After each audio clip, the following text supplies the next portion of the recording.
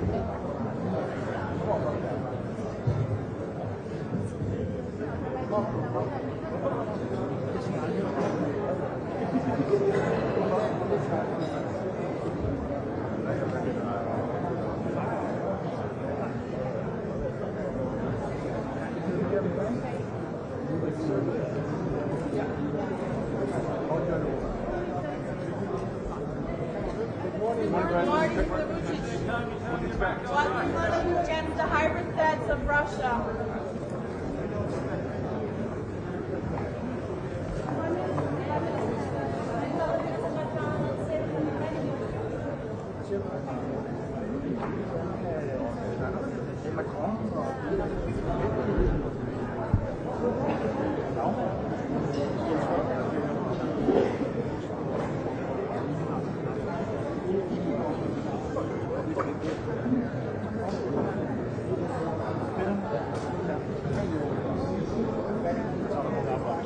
Det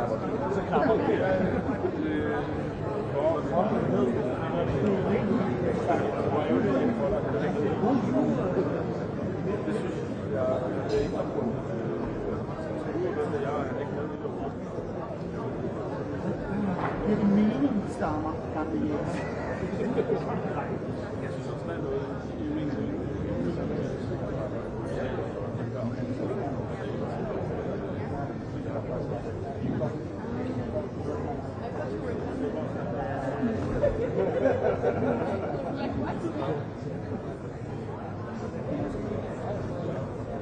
Morning. What would you like to do? Prime Minister, are you planning to invite President?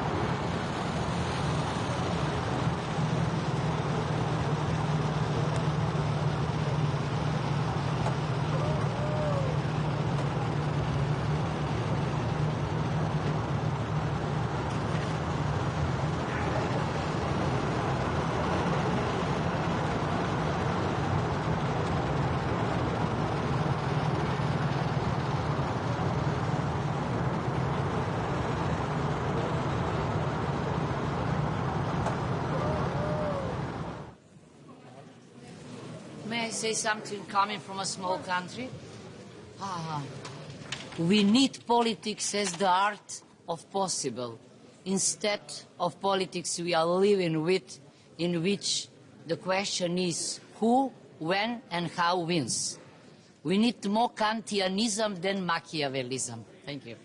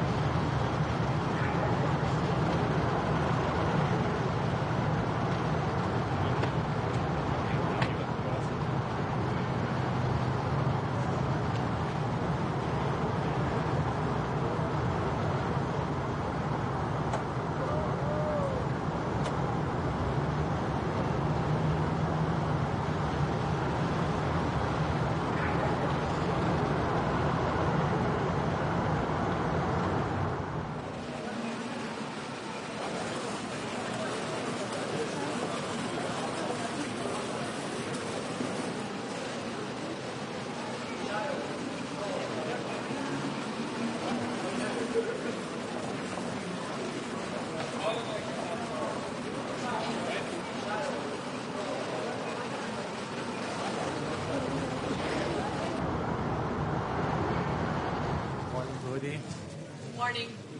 What does Europe need to do to protect itself from hybrid threats coming from Russia and other allies? I think we should never forget that our first line of defense must be solid institutions, solid democratic processes, and we need democratic security. Just think 1 second what would happen if we invest in the next 10 years hundreds of billions in hard security, weapons, military system, without to have solid institutions, effective democratic institutions. Imagine an extremist party winning the elections. That's why we need both. And this divide between hard security and soft security is outdated. We need both. And if we invest a lot, and it's right to do this, in military defense, in military systems, we need to invest a lot in democratic security. We need to combat disinformation. We need to fight against foreign interferences. And that is exactly the role that we should also discuss here, and that's what I represent with the Council of Europe. Thank you.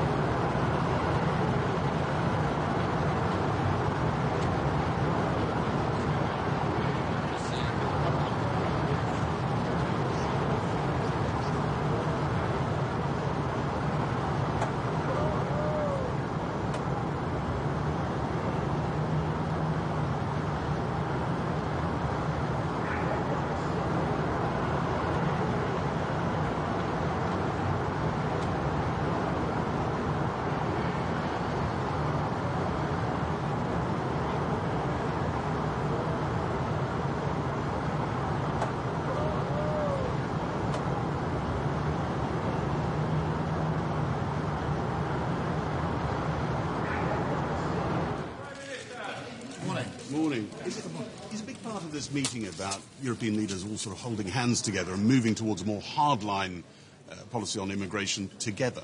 Well, yes, we're certainly discussing illegal migration and looking at what further options we can take together. Obviously, I've always argued that working with other countries is always a stronger response. So we're looking at a number of options there. There's a big appetite for it, a number of countries wanting to work with us on what more we can do. So we'll be looking at that. There is also then obviously the question of Ukraine and how we put in more support for Ukraine, put pressure on Putin. So it'll really be migration and Ukraine will be the two dominant issues in the discussions today. Prime Minister, can I just ask, do you have any reaction to the BBC's investigation into the Metropolitan Police? I've not yet seen the footage, but I've had it described to me, and it's shocking. And I'm glad the Commissioner is responding. He needs to be very robust in his response. Thank you. Prime Minister.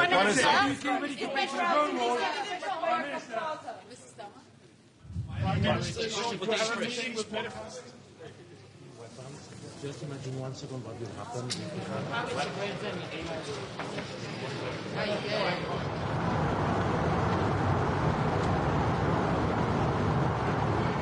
We'll say in this summit. Sorry.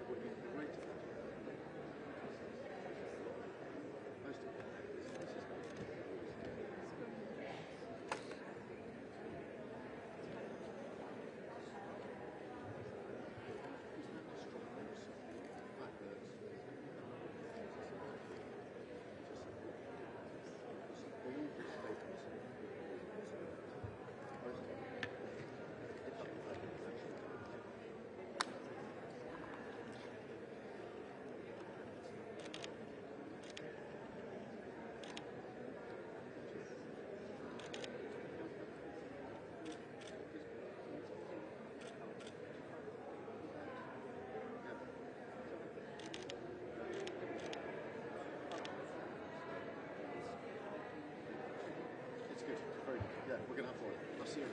Thank you so much.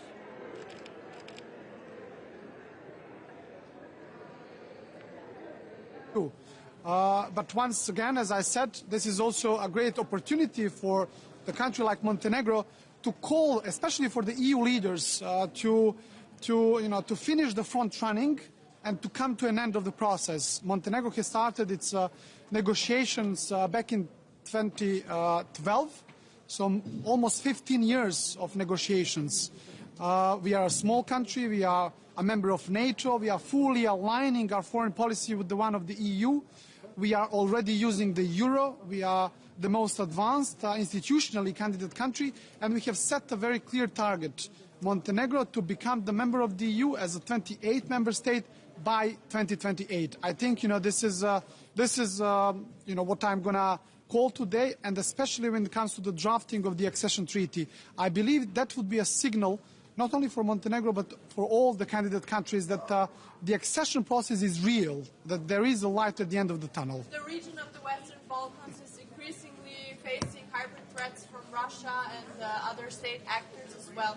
What can the partner countries do here together with the EU to better prepare against those cyber attacks and other hybrid attacks? Well, there are countries within the Western Balkans that are part of NATO. That is Montenegro. Montenegro has become the part of NATO back in 2017. And as you can imagine, NATO is the best possible security umbrella for the country like Montenegro. Naturally, we wouldn't be able to face many of the challenges on our own, and this is why NATO, but also the partnership with a number of countries within the EU is very important for us. Thank you very much.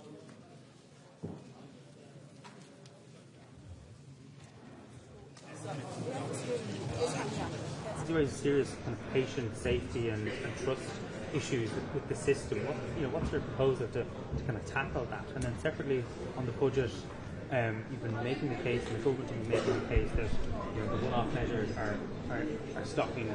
Do you think people will get that on the day? Well, in terms of the medical issue, I think the Medical Council has a clear responsibility here, and that systems have to be very robust and resilient in respect of tracking what's happening in other countries, particularly in the United Kingdom or in the European Union member states, or anywhere for that matter. There has to be very robust and resilient mechanisms in place before someone is put on the register here and before somebody is allowed to practice in Ireland. And I certainly would have concerns arising from this morning's article in the Irish Times. In relation to the budget, again, we do need to get on a pathway of sustainable budgets. There will be significant increases again in public expenditure this year. We've already outlined unprecedented investment in capital and in infrastructure projects, which is vital in terms of water, utility, in terms of energy, the grid, in terms of public transport, rail and roads, and in aspects of health, particularly digital health. So there's huge investment going in, and will be. But yes, we are pivoting more towards capital investment because that is necessary because of the increase in our population and also the necessity to catch up infrastructure-wise in the country. That said, current expenditure will grow, but we are endeavouring to create a sustainable pathway in terms of public finances into the future. That is important also. What do you think the Danish government... Politicising the defence forces, proposing a photo with defence forces chief for including members of the force in video clapping him during a 10K run. Has he made a mistake? Does he keep making mistakes? Are you worried about that? And can I also ask you about a story last evening that suggests that Catherine Connolly attempted to hire someone who had just got out of jail for a gun offence conviction? I think that latter one is very serious in terms of someone who apparently, from the journal article, had served 4.5 years in prison for possession of firearms, and also a member of an organisation that did everything to undermine the Irish peace process. That would indicate a very serious lack of judgment, and I think Catherine Connolly needs to clarify that in its entirety and be fully transparent in respect of it. But it is a very, very serious issue as far as I'm concerned, and I think most people would be, given the circumstances as reported by the journal yesterday. That was, in terms of the photograph, I mean, those issues can happen accidentally, and I don't think there was any attempt in any way to politicise. It was taken down very, very quickly, and these things happen. And of course, these things, I think you're overplaying it. Quite frankly, absolutely. This campaign is going well received on the ground and getting a good response, and we're very happy with the response it's getting across the country. What do you think the Danish government should do about the drone attacks here in this country? I think the Danish government is handling this very sensibly in our view. Obviously, as I said earlier, the discussions yesterday centred on what is emerging as a very broad pattern of behaviour, and the member states yesterday are in no doubt in terms of the broader issue and the recklessness now being manifested. Good morning to everybody. I would like to make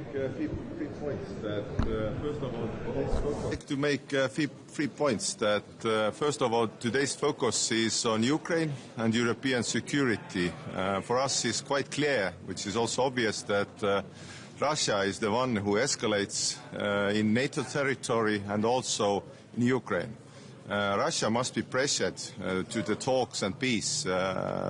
Something that is politeness for us is weakness for them. Second is to increase the pressure. That means new sanctions package must be strong, concern energy, everything else, and also dealing with shadow fleet, which is also an environmental problem, and getting fresh cash to Putin. It's estimated that it's a little bit below half of his war chest is coming from shadow fleet. So this is a big problem to having this kind of shadow fleet going. And third is obvious also that European defense industry and the defense capabilities must increase because, to be honest, we have a big capability gap in the defense area, in drone area and so on. But we also have an opportunity because Europe's very well based on industry. So these are the main topics today. Thank you. Have a nice day. Thank you.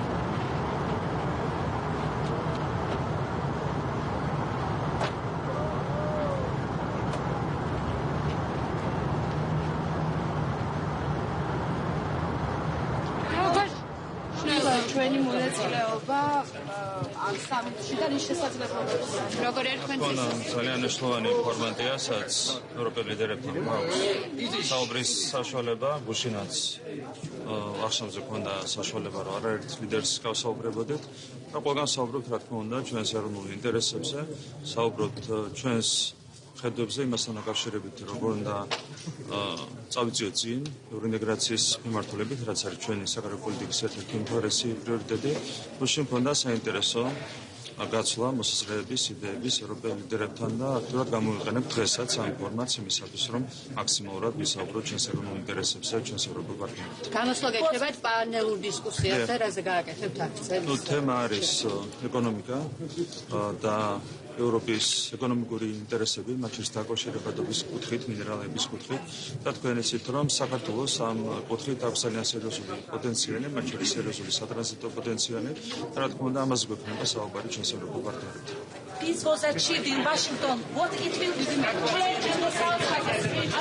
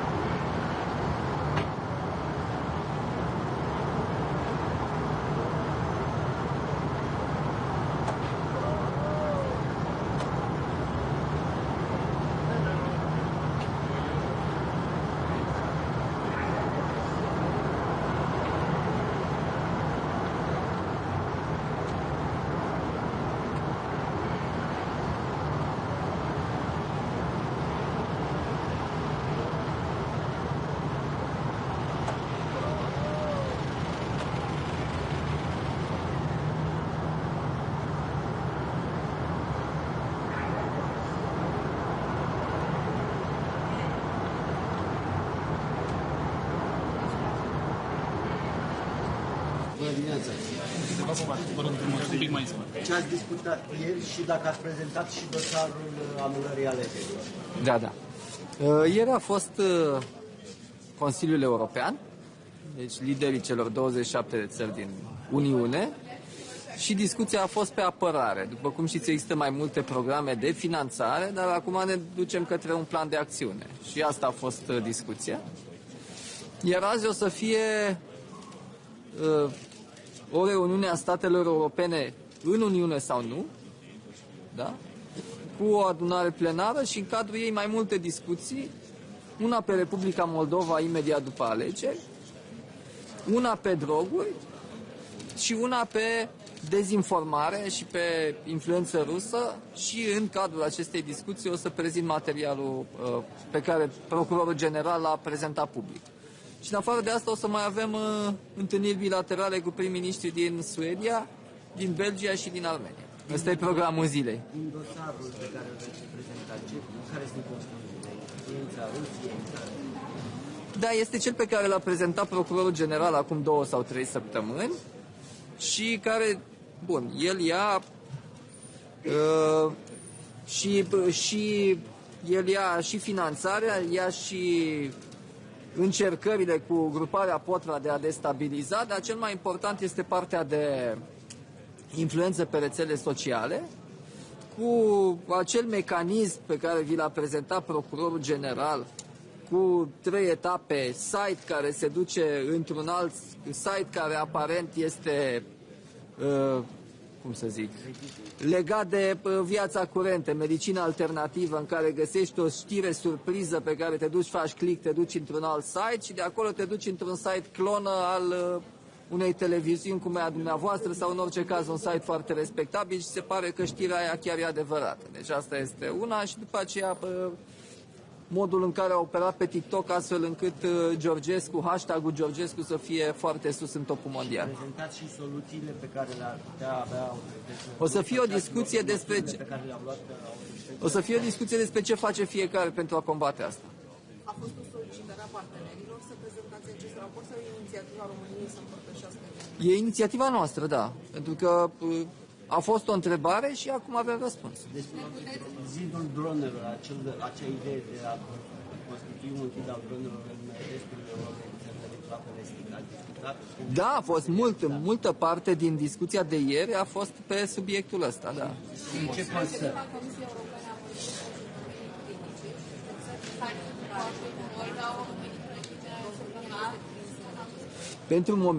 Pentru moment discutăm de o schiță a unui plan de acțiune. Deci mai întâi o să avem planul de acțiune și după aceea eventual lideri care să coaguleze.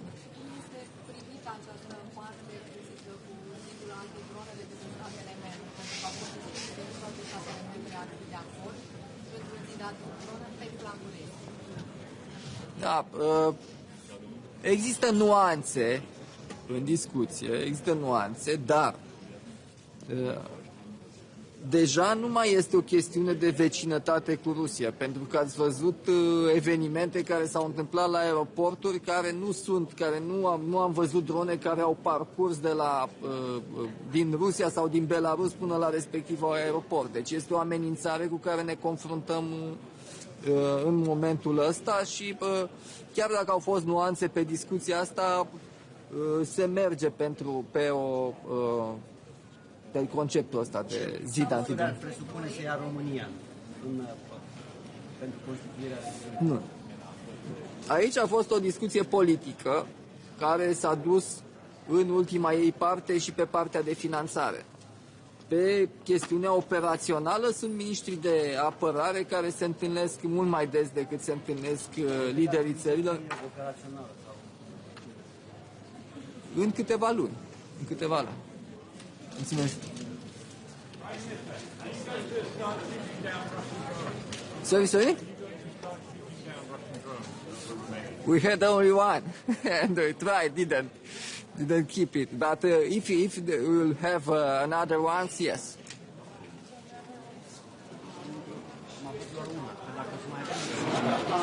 Dacă The United States are now providing satellite intel for the Ukrainian missile strikes.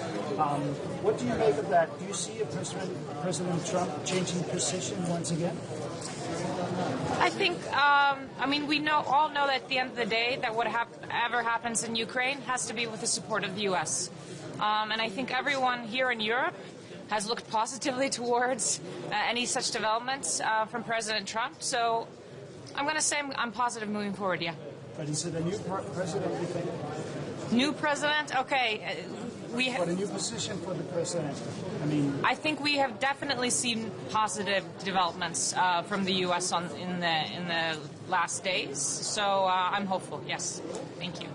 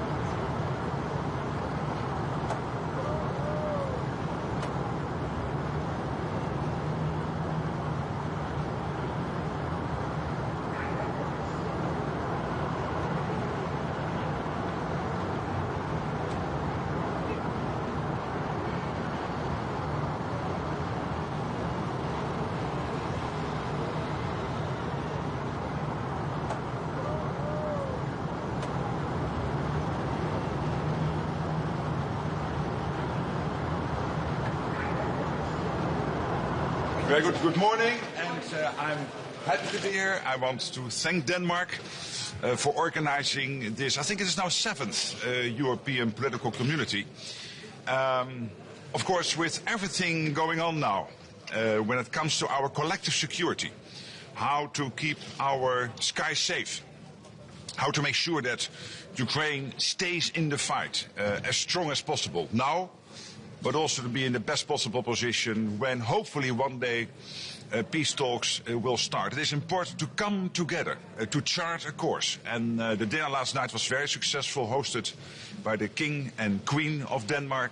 We discussed a lot of issues, and we will continue doing that today. So thank you for being here, and myself, happy to be here also. Secretary General, what are the things that...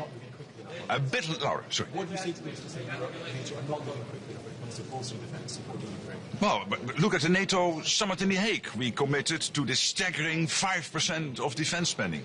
Look what happened with the airspace incursions in Poland and Estonia.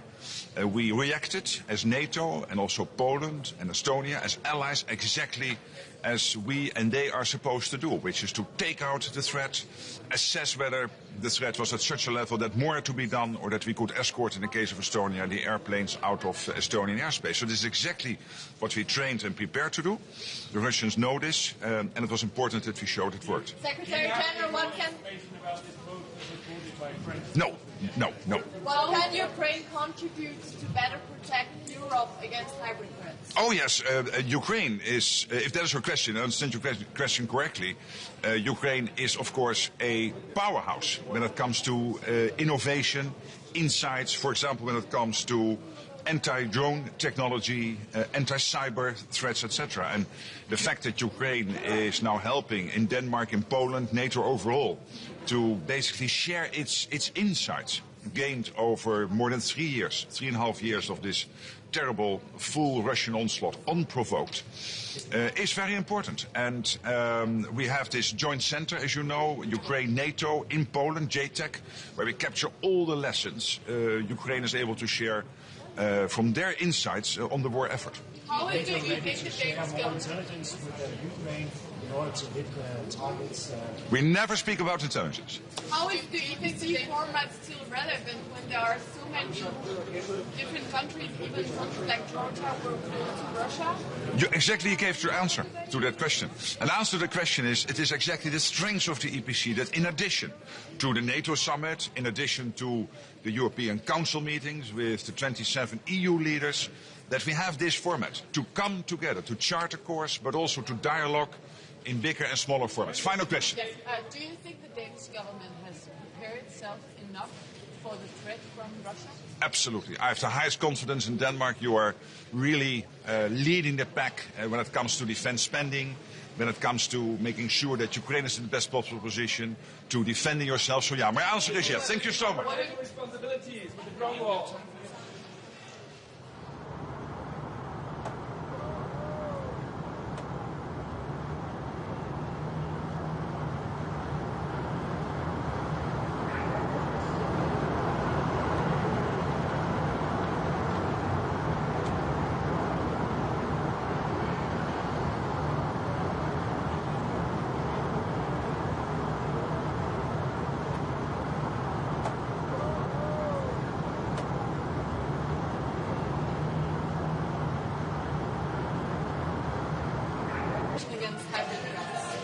Well, there are very dire lessons to learn from Ukraine, and we are learning from Ukraine, and we're also practicing, I would say, Nordic and NATO solidarity.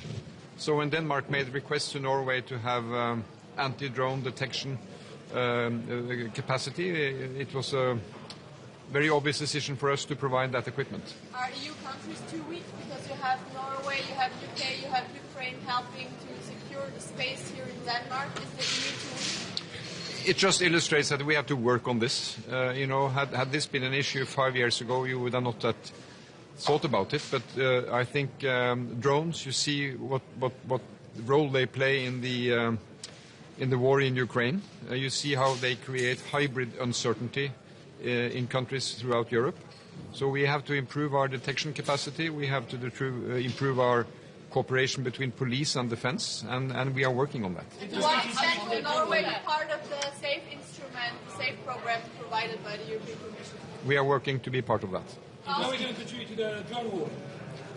Is Norway going to contribute financially to building the drone war? Yes, we will be. We are in touch with the Commission to be part of that initiative. Yes. Does Norway see some value in these EPC summits, the format of them? Yeah, Norway, not being member of the European Union, we think that this broad European platform is useful. It's not a forum for decisions, but meeting and discussing and exchanging. Especially one issue now, which is emerging in addition to Ukraine, is how we together fight organized crime. And we all have in our countries now even younger people committing even more serious crime. And they're all backed and initiated by criminal networks working on the internet. And we cannot let criminal gangs have an advance on governments on this. So this is one theme we will discuss here today. How do you think the Danish government should prepare Denmark for future drone attacks? Well, I think now Nordic countries, European countries are collaborating on how to understand this drone threat. Many inhabitants in our countries have drones for private purposes. And so this is mixed with the challenge we may have from external actors creating uncertainty in our countries. So this drone phenomenon flying in our skies have to be treated with more equipment to detect, possibly take down, and we have to work both on capacity and methodology. So here I think we should take advantage of us being democratic countries. We can do it in NATO, we can do it in European settings, and we will certainly discuss it today. But it seems as though Denmark weren't prepared for those drone attacks. Well, I cannot comment on that, but it was very obvious when Denmark asked Norway for assistance, we were happy to provide what we had. What did you give to Denmark? Well, I will not comment on the specificity, but we provided equipment and we provided personnel. And they are put on a Danish command while they are here. So will you take it back after this meeting? We will. We will need it in Norway. So do you please have a comment at all on Israel's interception of Gaza aid boats overnight and the arrest of several of those trying to deliver desperately needed aid to Gaza? Well, it illustrates that we need to get desperate needed aid to Gaza. And I think the main thing here is to get in aid through the established channels and let the UN and the well-trained organizations distribute that aid. And then I just have to say that Israel should respect, international law and treat this in a cautious way. Okay. You're not part of the EU are now building the drone wall. Where does it leave you? You are correct. We are not part of the European Union, but we are part of Europe. So on these issues of defense and security, we have very close cooperation. So on this strengthened cooperation against unwanted drone activity, we will be part of that. Are you coming with even more money to support Ukraine after the criticism of your lack of support? We provide this year almost $8 billion in 25, same sum for 26. I think that's a very significant sum. I just met President Zelensky today. I think what you see now in support to Ukraine is that it is gradually becoming more and more Northern European and Nordic. And we will continue to maintain a high level, but we also need to get other countries to chip in. Do you agree with the criticism that you were a bit too slow? No, I don't agree with that. We have been consistent from the start with very substantial support. And we are also very focused on providing what Ukraine asks for, what they need. And that is what we will continue to do. Jeg vil gerne svare på dansk, svare på norsk. Den danske statsminister har sagt op til topmøderne her, vi befinder os i en tid, der minder om tiden op til 2. verdenskrig, mellemkrigstiden. Er du enig i den analyse? Enhver tid får sin historiske karakteristikk, og jeg tenker at vi skal forstå vår tid ut fra den tiden vi nå lever i. Som vi sier, historien gjentar seg aldri, men den kan rime, den kan gi noen leksjoner. Og jeg er mest opptatt av at vi nå forstår hva denne tiden består i. Og der handler det om å gi støtte til det landet som er angrepet i en fullskala invasjon, Ukraina. Det handler om å samarbeide mellom demokratier mot sammensatte hybride trusler. Og så handler det om å finne løsninger for at landene igjen begynner å snakke med hverandre. Det er vår tids utfordring. Det kan virke som om, at vi i Europa er et skridt bagud hele tiden. Hvordan kan vi komme til at komme et skridt foran? Hvordan kan vi sørge for, at vi ikke, for eksempel i forhold til dronetruslerne, de hybride trusler, at vi er godt nok rustet, garderet til at kunne håndtere det, der måtte komme, de trusler, der måtte komme i fremtiden? De hybride truslene er utfordrende, for de er nye, og de visker ut skillet mellom et angrep og en usikkerhet. Våre borgere har jo veldig mange droner. I Norge registrerte vi i fjor over 1000 droneobservasjoner, og de fleste av dem er sivile nordmenn som er uforsiktige med droner nære flyplasser. Men det skaper en usikkerhet som også eksterne aktører kan bruke. Jeg tror demokratiene er sterke. Hvis demokratiene samarbeider, har god informasjon, snakker sant om utfordringene, så er vi sterkere enn de autoritære som forsøker å splitte oss. Er det så ikke ærgerligt, at I ikke er medlem av EU i disse dage og disse tider? Norge må gjøre det beste ut av sin situasjon. Jeg var tilhenger av at Norge skulle bli medlem av EU. Norske folk stemte annerledes. Og da må vi bruke de mulighetene vi har til å samarbeide nært med nordiske og europeiske partnere. Og Norge skal være jeg tror det er slik som Ursula von der Leyen sier, at Norge er EUs beste venn. Det får være det beste vi kan få til. As you question regarding increasing military spending of the EU members and downgrading. Well, I think the reaction leading up to this European Council yesterday and today's EPC has shown the absolute... I have just one short message to my Polish journalist. We can work together. But of course we have to see that we need to learn more. We need to be faster. We need to be better prepared. We need to defend. We need to deter. But we also need to detect. And I think we can learn a lot from Ukraine in its drone expertise, in also understanding that if there are threats, we need to be able to counter them. Yes, but shouldn't you have known, you mentioned yourself, Ukraine, that's been going on. Mówiono o tym, co dla Polski jest tak ważne od wielu miesięcy i związane jest z wojną w Ukrainie, ale przede wszystkim zagrożeniami, które bezpośrednio dotykają Polski ze strony naszych agresywnych sąsiadów, Rosji i Białorusi.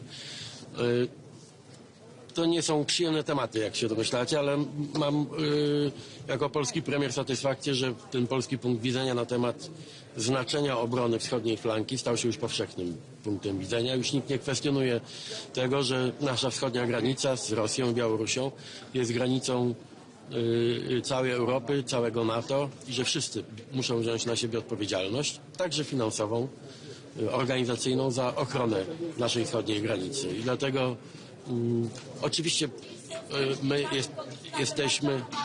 jesteśmy realistami i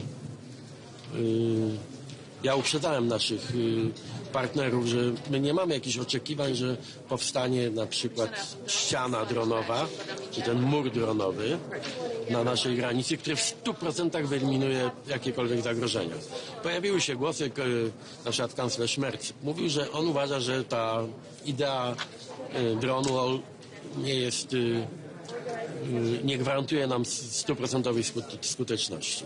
Moja odpowiedź była bardzo szczera i dość, powiedziałbym, tak brutalna w swojej szczerości. Jeśli ktoś będzie szukał 100% metod, 100% gwarancji bezpieczeństwa, to niczego nie znajdzie. My musimy dzisiaj jako NATO, jako Europa szukać metod maksymalnie zwiększających nasze bezpieczeństwo. I te inicjatywy, o jakich rozmawiamy i jakie de facto zostały przyjęte, niezależnie od głosów sceptycyzmu czy ostrożności. A więc drone wall, czyli ten mur dronów, który ma wielowarstwowo chronić naszą granicę przed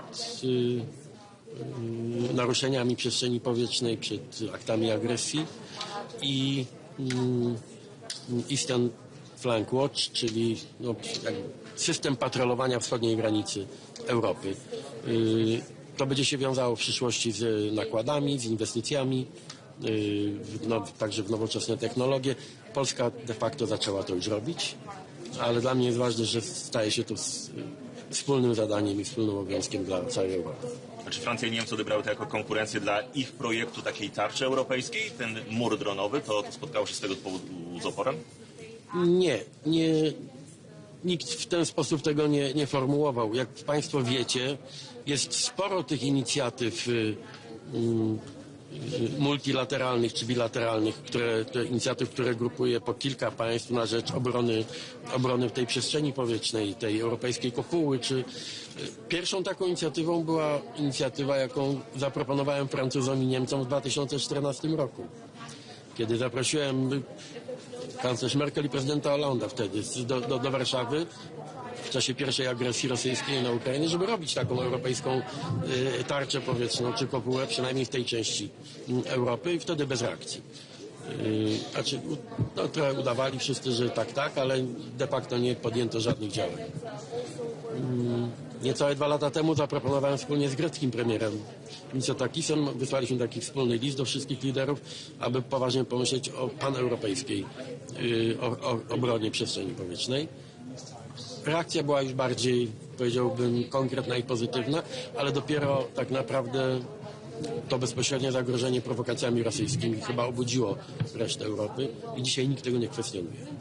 I nikt nie kwestionuje tego, że ta polityczna odpowiedzialność spoczywa na wszystkich. Natomiast wiecie, będzie konkurencja. Jeden ma jakiś biznes, jeden ma jakąś swoją produkcję, jeden kraj jest bardziej zaawansowany.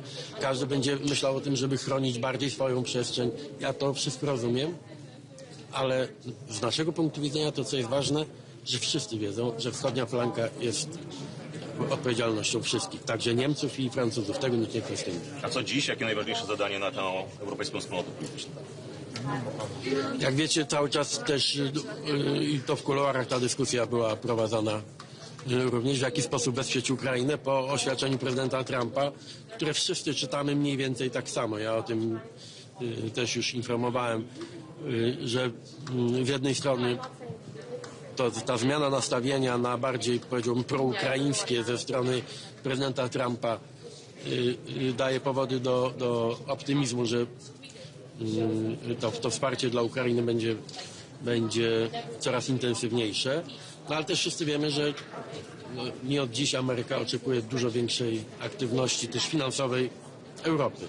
Więc nie oszukujmy się, jeśli chcemy, żeby Ukraina dalej trwała w oporze przeciwko Rosji, a Polska jest krajem, który przede wszystkim powinien dbać o to, żeby Ukraina była w stanie dalej bronić się przed Rosją, to musimy także umieć zorganizować masywną akcję finansową. Znaczy, mówiąc krótko, jeśli mamy kupować, a tego oczekuje nasz amerykański partner, jeśli mamy finansować broń amerykańską dla Ukrainy, to trzeba to zacząć organizować. O tym też rozmawiałem z przywódcami i sekretarzem generalnym NATO. Jeszcze jak pan premier skomentuje kwestię przedłużenia do kwietnia kontroli na granicy z Niemcami? Cały czas jest zagrożenie przepływu migrantów? Zdecydowaliśmy się na wprowadzenie kontroli na granicy z Niemcami ze względu na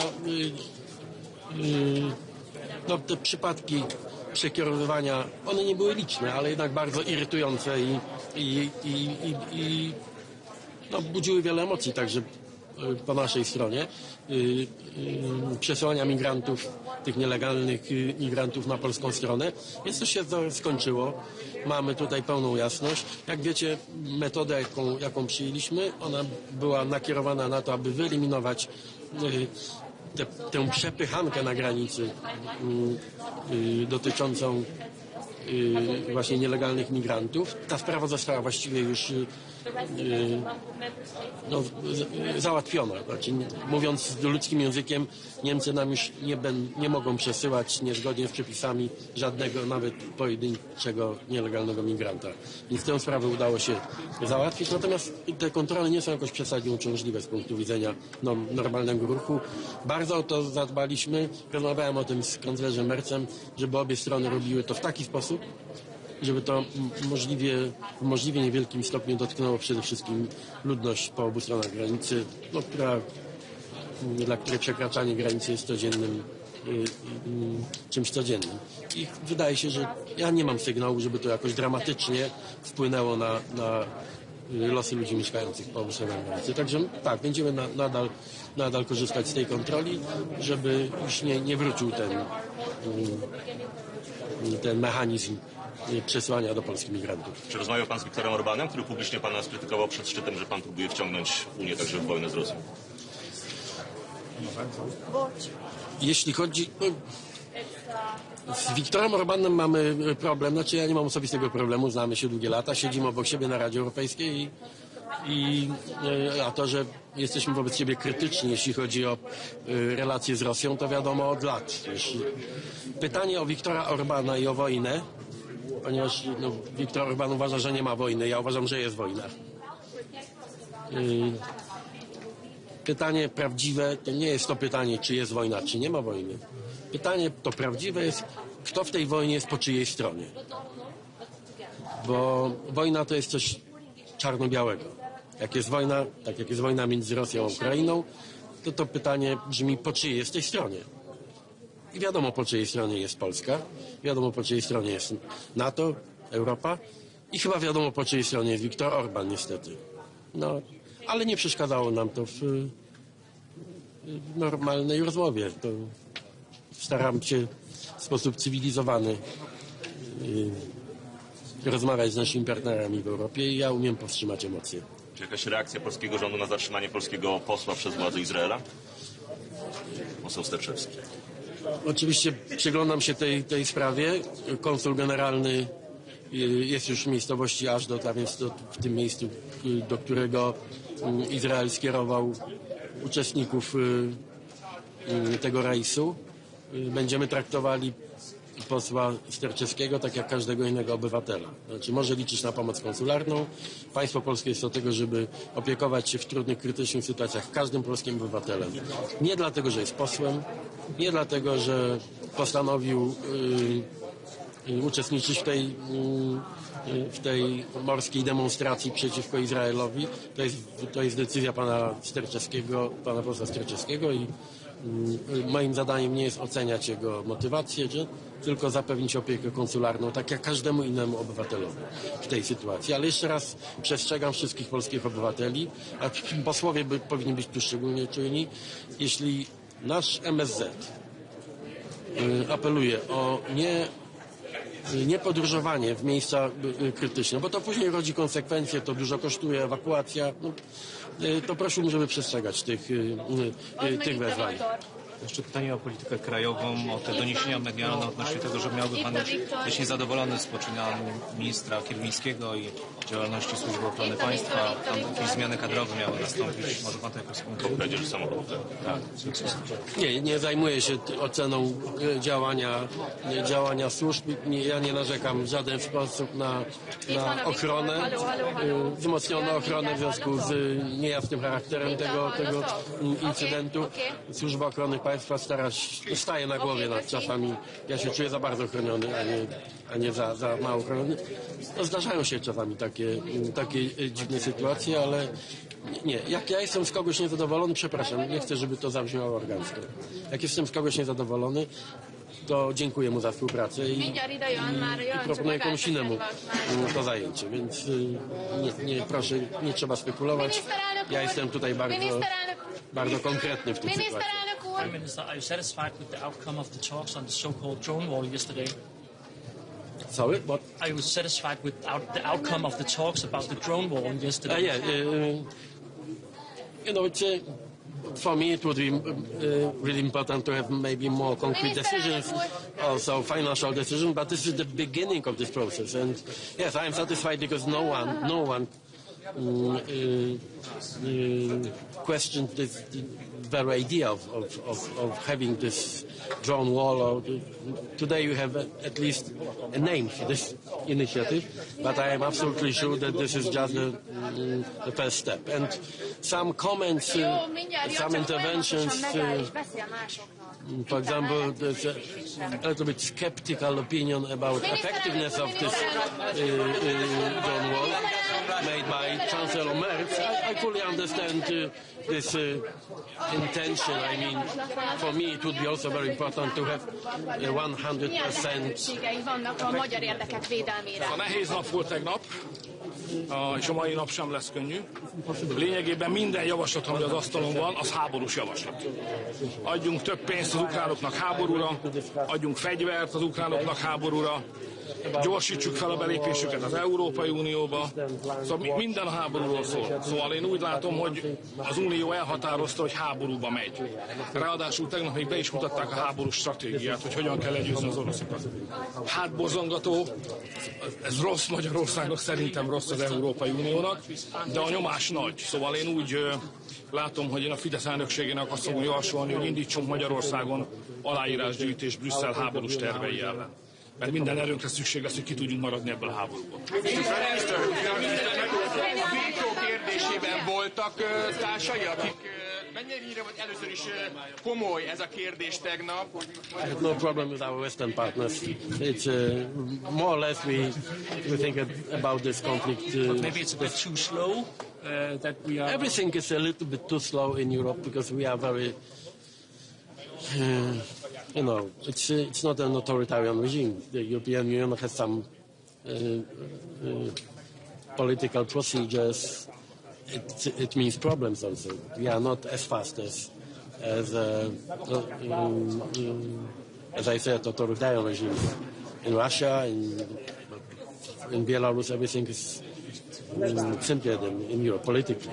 But I prefer our system anyway. Okay, maybe not fast enough, but at the end of the day, we will be the winners here. I am absolutely sure. To nawiązując do tego, że w ciągu tych 3 tygodni uda się ustalić tę mapę drogową, która ma być na szczycie w Brukseli, bo przecież wczoraj rzeczywiście nie było ustaleń ani co do tej mapy drogowej. Tak, nie taki był cel wczorajszego spotkania. Bądźmy też uczciwi wobec naszych wszystkich partnerów. Wczorajsze spotkanie miało charakter przygotowawczy, wymiany poglądów i dużo tematów poruszaliśmy, także zamrożone aktywa rosyjskie. Jest duży niepokój niektórych państw, szczególnie Belgii, jeśli chodzi o ewentualne prawne konsekwencje takiej decyzji.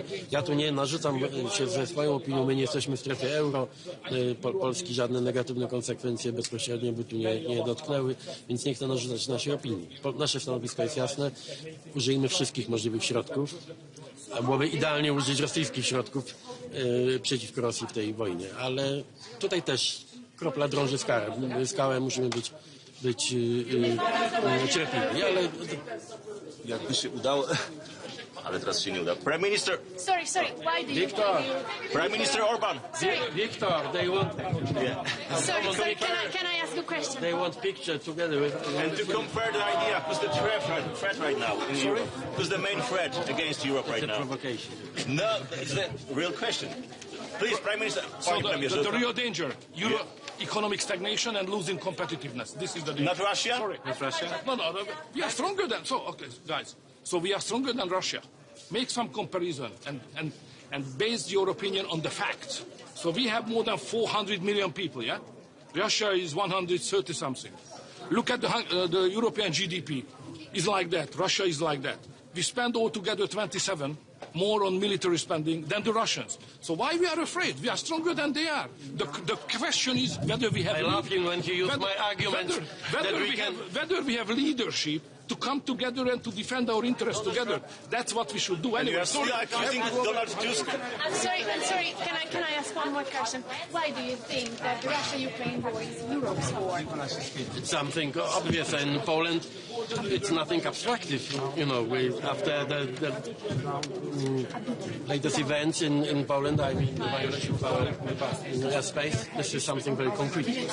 And it's the Russian aggression against Ukraine is clearly also a form today as a political aggression, but it's more and more evident that sometimes it's also a kinetic action, like hybrid war, shadow fleets, violation of our airspace, violation of our border with Belarus. This is everything.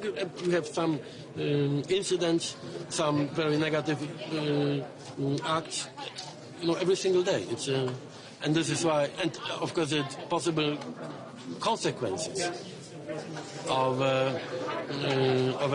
this Russian victory will be dramatically dangerous for Europe and for the whole West. For me, it's something obvious. Yeah, this is also our war. It's in Poland, no one has doubts on this. Thank you. Thank you.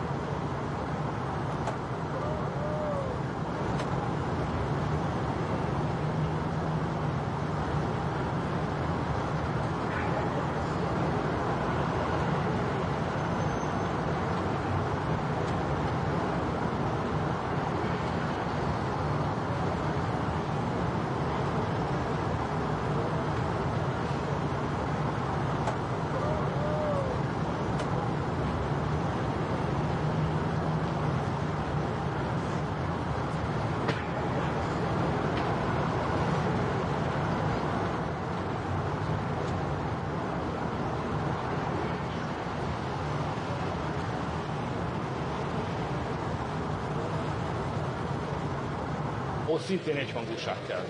Sem mondtam, hogy nem járulok hozzá, tehát ez meghal. Georgia. We are always here asking. The Prime Minister has a meeting with me today. Yes, what can you say about this meeting? So what else we can do together, Prime Minister? Also, how Brussels treats Georgia. So first of all, Georgia is the most successful, the best successful European country. I don't know any other country which is so successful as you are. Political, stable, economy is just rocketing, so we admire and we study how you are so successful. So I think Europe needs successful countries because unfortunately many of us are unsuccessful. The economy does not work here, it's rather paralyzed, it's stagnating. So we need countries like Georgia to join. So how fair are some leaders, how they treat Georgia sometimes from Brussels, I mean? You know, Brussels is not the headquarter of fairness, definitely not. Okay, what about Azerbaijan? Igen. Tessék? Nincsen napirenden. Előkészítés alatt áll, de nincs azon a szinten az előkészítés, ahol... They want picture together. Azerbaijan is the golden reserve of the European Union because we have a lot of difficulties with energy and you are very rich and you are very cooperative. We have a stable and good leadership, so Azerbaijan is the golden reserve to the European Union. Lesz olyan is, igen, lesz.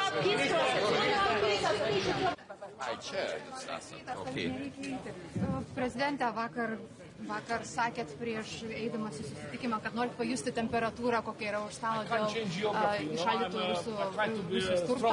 Kokia ta temperatūra? Belgijos premjeras sako, kad vis tik tai reikia valdyti rizikas, yra rizikų privačiam sektoriui. Kaip jums pasirodė ta diskusija vakar? Iš tikrųjų, situacija yra tokia, kad Belgijos premjeras išvardina bent keletą punktų, dėl kurių jis mato, kad šitas klausimas yra problemiškas. Be kita ko atkreipia dėmesį ir į tai, kad Rusija bando koncentruoti mūsų vakarietiškus aktyvus ir pervesti pinigus į specialias sąskaitas tam, kad pasiruoštų tokiai kontrapriemoniai, tai yra europietiškų lėšų ir verslo investicijų įšaldymui Rusijoje. Na, žinote, tokiu atveju aš visada sakau štai ką, juk Lietuvos verslo ten beveik nebeliko, reiškia mums ir žalos padaryti neįmanoma. O tos šalis, kurios politiškai, retoriškai šnekėjo apie tai, kad reikia nubausti Rusiją, bet jų verslas toliau savo vykdė verslo operacijas, jos dabar atsidūrė tokioje pažeidžiamoje būklėje. Taip kad, taip sakant, medalis turi dvi pusės. Bet pats finansinis instrumentas, turint omenyje tai, kad karo kaina Ukrainai yra 100 milijardų eurų per metus, 50 milijardų Ukrainos ekonomika sugeba generuoti pati, bet 50 milijardų skylė, kurią turi padengti tarptautinė bendruomenė. Tai reparacijos paskolos yra vienas iš būdų to pasiekti. Dar kartą kartoju, kad tai nėra tiesioginis įšaldytų aktyvų paėmimas, tai yra aktyvų laikymas tam atveju, kuomet Ukraina nesumokės paskolos, ar ne, reikės naudotis paskolos grąžinimo garantiją, arba Rusija atsisakys mokėti reparacijas, tada, kai karas baigsis. Tai tiesiog apdrausta paskola, toks yra jos tikslas ir aš manau, kad viskas čia būtų tvarkoje, jeigu ne vis dėlto kol kas vienybės nebuvimas ES šeimoje. Šiuo klausimu kol kas vienybės nėra, bet tiesą sakant, aš nebūčiau toks pesimistas, nes aš matau tik tai, tokią vieną šalį, kuri taip jau visapusiškai mato čia problemą. When do you think a drone war could be ready, and do you think the UK could be invited to participate in it? It would be great to see United Kingdom in this club of a drone wall. Of course, a drone wall is a very ambitious project, and we have to keep in mind that 3,000 kilometers along the border, this is really a big challenge to build very comprehensive or very strong wall.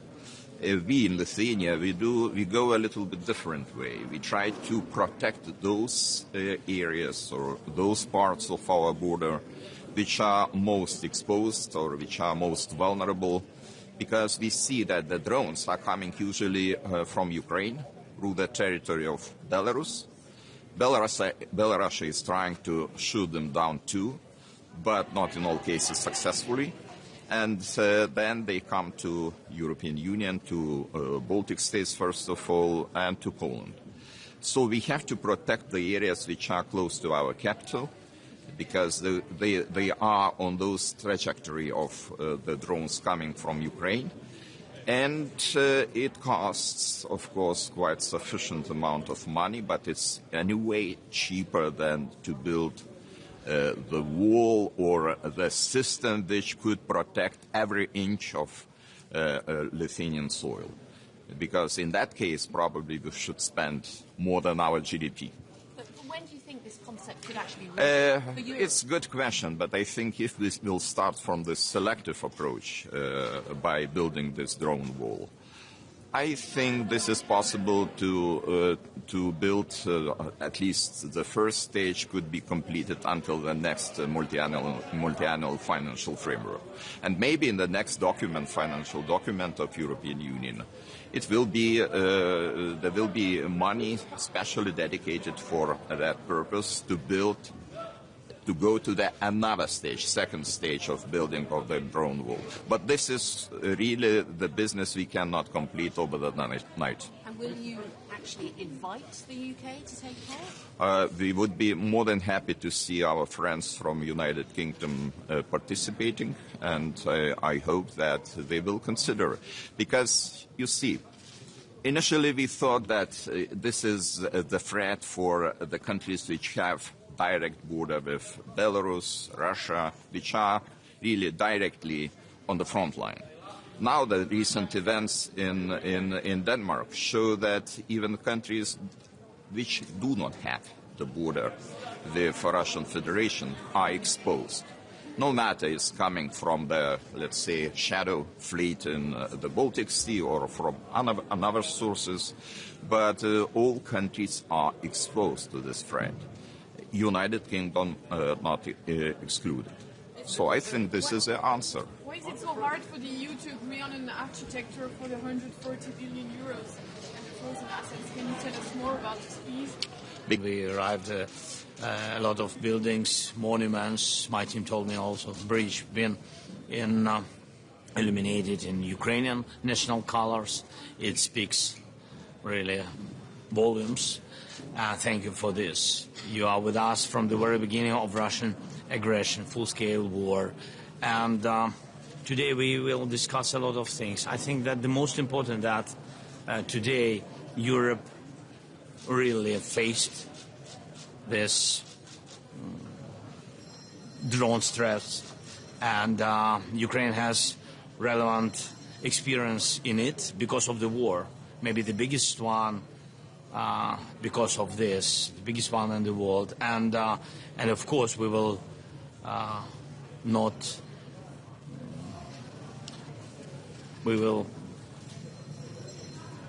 stay aside, and of course we will support Denmark because they are our friends. Thank you so much.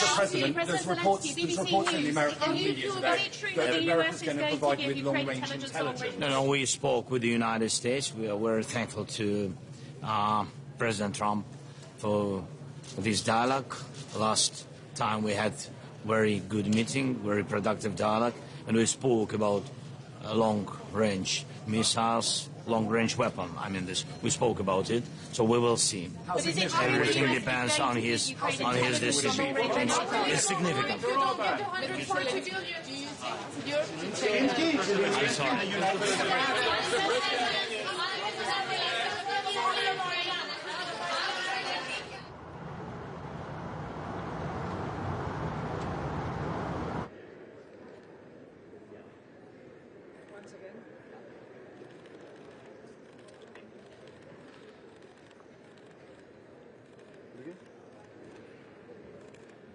And yep.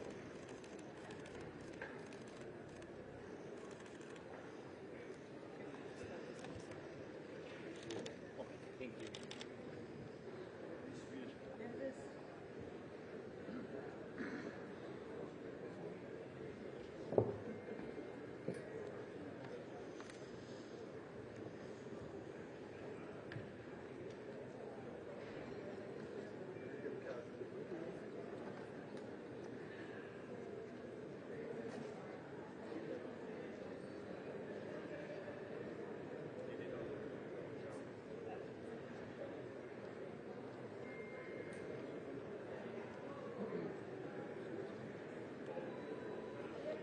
nuestro continente, en nuestro proyecto común que es la Unión Europea. Con lo cual, bueno, nosotros nos sumamos a esta propuesta lanzada por el gobierno francés, la aplaudimos, la respaldamos y participaremos de ella, con independencia de que efectivamente esa coordinación la llevamos desarrollando durante mucho tiempo.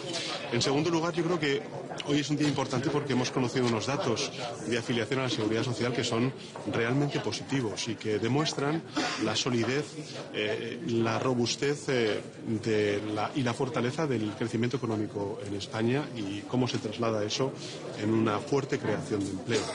Una fuerte creación de empleo que además va acompañada, gracias a la reforma laboral, a una caída muy importante de la temporalidad, que siempre había sido uno de los principales lastres del mercado laboral en nuestro país cuando nos comparábamos con otros países europeos, y además con una traslación, por tanto, hacia los contratos fijos pues muy relevante, ¿no? Son más de 4 millones o casi 4 millones los empleos fijos como consecuencia de la reforma laboral, que se ha transformado en empleos fijos como consecuencia de la reforma laboral, y yo creo que eso demuestra muchas cosas. Demuestra primero el éxito del país en un contexto tan difícil, que España continúe avanzando, continúe liderando el crecimiento económico en la zona euro y además de las principales economías avanzadas de la zona euro, y además lo haga con estas tasas de creación de empleo y de bajada del paro.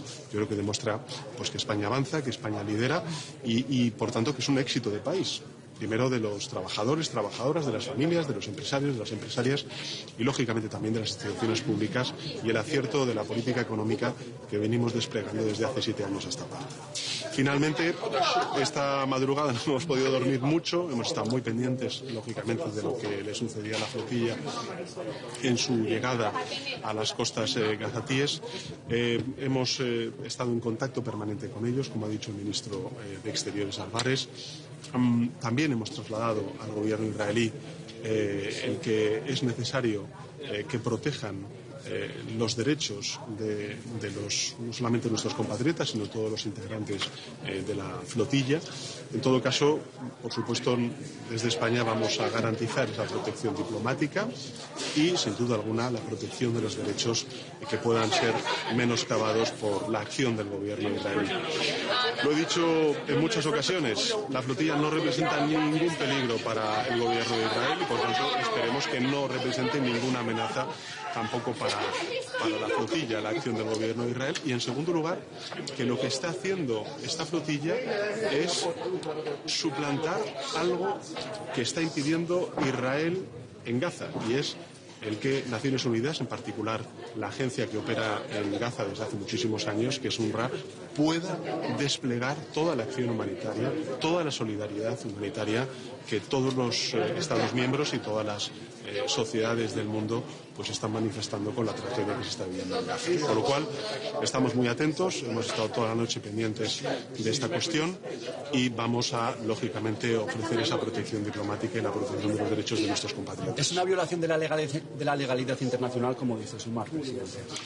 Vamos a estudiar todos los aspectos de esta cuestión. Para nosotros ahora mismo lo más importante es la seguridad de nuestros compatriotas, el que puedan regresar pronto a casa, a su casa, a España, y a partir de ahí, pues evidentemente estudiaremos cualquier tipo de acción. ¿Y qué le dice a los miembros de esa flotilla que creen que han sido abandonados por el gobierno? El gobierno, por supuesto, ha estado con ellos desde el primer minuto, hemos estado en permanente contacto con ellos, hemos también reforzado su protección enviando pues una presencia de nuestras Fuerzas Armadas precisamente en ayuda humanitaria y también en potencial acción de rescate. En definitiva, creo que hay que reconocer y aplaudir esa solidaridad que expresa la sociedad española y otras muchas, porque estamos hablando de una flotilla que representa más de 40 nacionalidades, en concreto 45 nacionalidades, más de 1000 integrantes, ¿no? La reconocemos, la aplaudimos, pero en todo caso ahora lo que más nos importa es la seguridad de nuestros compatriotas y posteriormente, pues evidentemente, podremos tener ocasión de hablar de estas valoraciones. ¿Presupuestos, presidente? ¿En qué punto está una la rueda de negociación? prensa. Estamos en ello. No hay ninguna ninguna novedad en el sentido de que nosotros vamos a cumplir con nuestra obligación constitucional, los presentaremos y esperemos que sean pues unos mejores presupuestos que los que tenemos. Pero en todo caso, volviendo al desempeño económico y a la creación de empleo que tiene nuestro país, representamos el 30% del crecimiento económico de la zona euro. Es que tenemos más de 22 millones de afiliados y afiliadas a la Seguridad Social. Es que tenemos 4 millones de personas que, como consecuencia de la reforma laboral, han visto que sus contratos precarios se han convertido en contratos fijos. Es decir, España avanza, España lidera, y yo creo que eso es un éxito del país, también del Gobierno y, por supuesto, de su política económica. Pero, evidentemente, presentaremos nuestros presupuestos y esperamos contar con el apoyo de la mayoría parlamentaria. Vamos a trabajarlo con mucha humildad, con mucha capacidad de diálogo y de negociación y de acuerdo, como siempre hemos manifestado. El Ayuntamiento de Madrid ha lanzado una iniciativa para informar a las mujeres sobre lo que llaman un trauma posaborto. No sé si sigue esta información y qué le parece. Bueno, he estado un poco pendiente de esta cuestión. A ver, yo creo que, desgraciadamente, un derecho, como es el derecho a la interrupción voluntaria del embarazo, está siendo menoscabado, está siendo instrumentalizado. Hay muchas mujeres que se sienten privadas de este derecho como consecuencia de un dogmatismo ideológico, de un sectarismo político, de instituciones que van más allá del Ayuntamiento de Madrid. Hay muchos gobiernos autonómicos dirigidos por el Partido Popular, con el apoyo de la ultraderecha, que en el ámbito de la interrupción voluntaria del embarazo están simplemente recortando ese derecho, derivándolo a clínicas privadas, en lugar de poder garantizar ese derecho en el Sistema Nacional de Salud Pública. Y esto es algo que lleva pasando de manera recurrente. Lo que sucede en el Ayuntamiento de Madrid es extraordinariamente grave y demuestra cuán profundo es la alineación del Partido Popular con Vox en todo lo que tiene que ver con derechos, en sus recortes, en su retroceso, en su regresión. Y desde luego yo lo que sí que puedo manifestar, en este caso a las mujeres de nuestro país, es que el Gobierno de España va a ser garante, una vez más, de que este derecho se preserve y no sea recortado ni menoscabado por la acción política de ayuntamientos que claramente, por su sectarismo político, por su dogmatismo ideológico, lo que están es en la regresión de derechos tan fundamentales como son los derechos de las mujeres. Una última cosa, muchas presidente. gracias, de ¿Ha verdad. estado en contacto con las autoridades?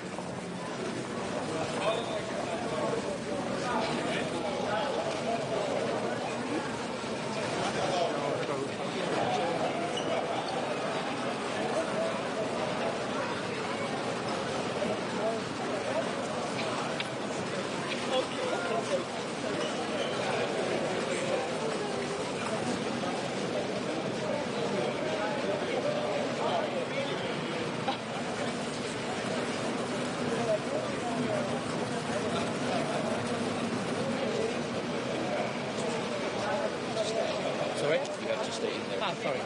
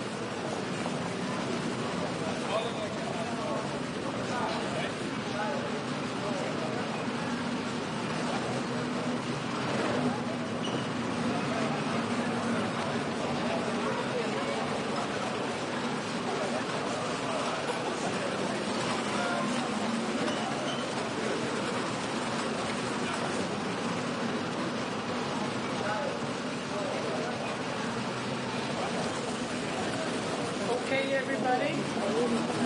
Start now. Fremsøg. Altså aftalen.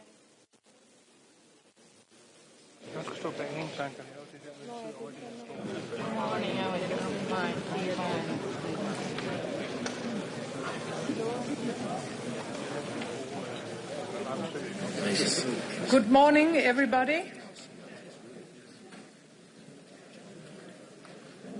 We have a lot to do today, so I would like to start as planned. And first of all, I would like to give all of you a very warm welcome to Copenhagen.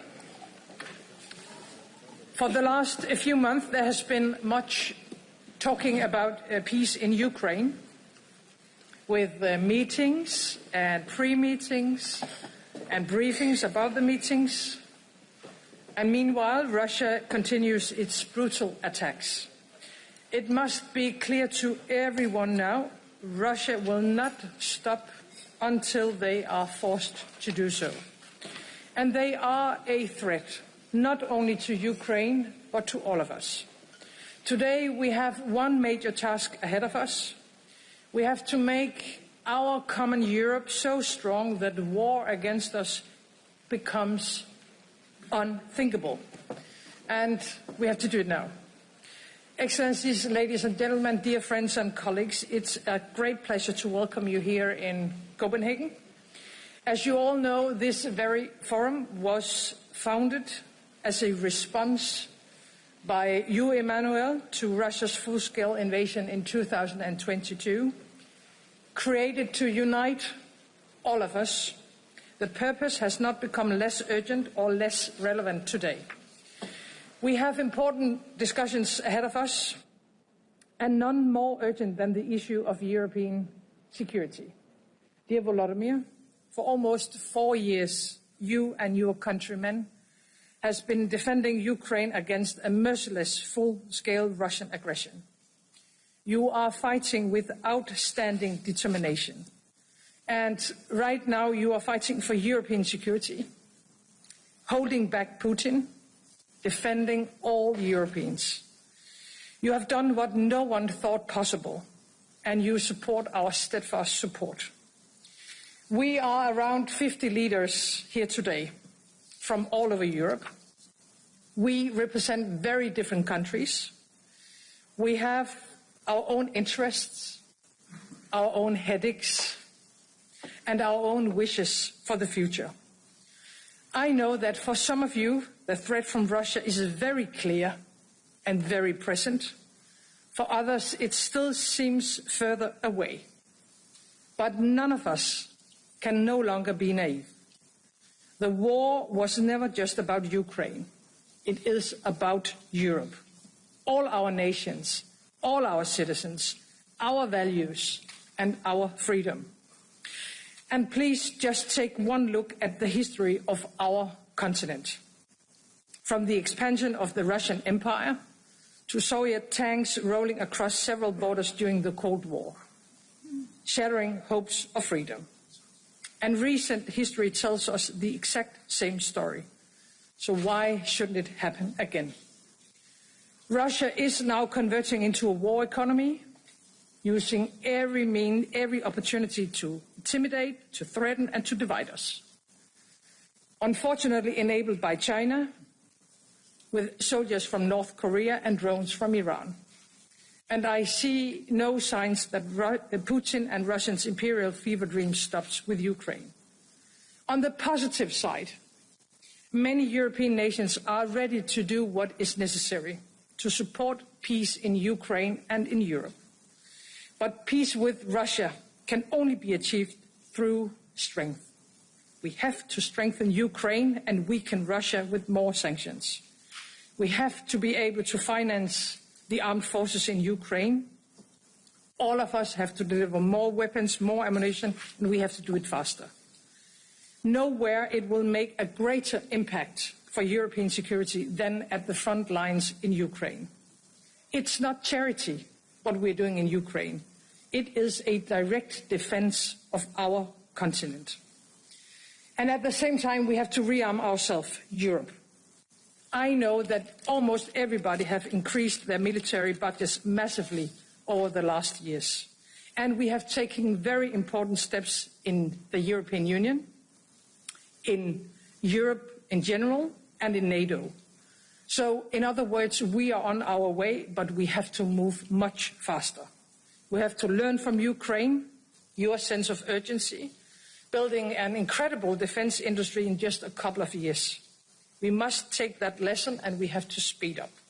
But building a stronger military is not enough. We need more than that. Because Russia has intensified its use of hybrid means in Europe. And we face an enemy that uses all kinds of tools. One day it is military drones. Another day it's migrants being pushed across the borders. They are targeting critical infrastructure. We see the fight with misinformation, all with the purpose to create uncertainty and lack of trust, and attempts to interfere in democratic elections. Security is, of course, not only a question about military means. It is a matter of our hearts and minds. And in a time where democracy is under pressure around the world, we need to show that we deliver for our societies. That we as political leaders are able to help our people to tackle their challenges in everyday life. Our citizens need jobs and economic security. They need healthcare, education for their kids, affordable food, opportunities for their future. That is why we need to build a stronger Europe economically as well. We have to create the jobs for the future. We have to reduce our dependencies. We have to invest in new technologies and source the critical raw materials that are necessary. And by the way, we have to take much stronger action on migration. We have to strengthen our borders. Uncontrolled migration is changing our societies, and it is our citizens that pays the price. Who can enter and stay in our country? It has to be a democratic decision. Before I pass the floor, there is one thing I want all of you to remember.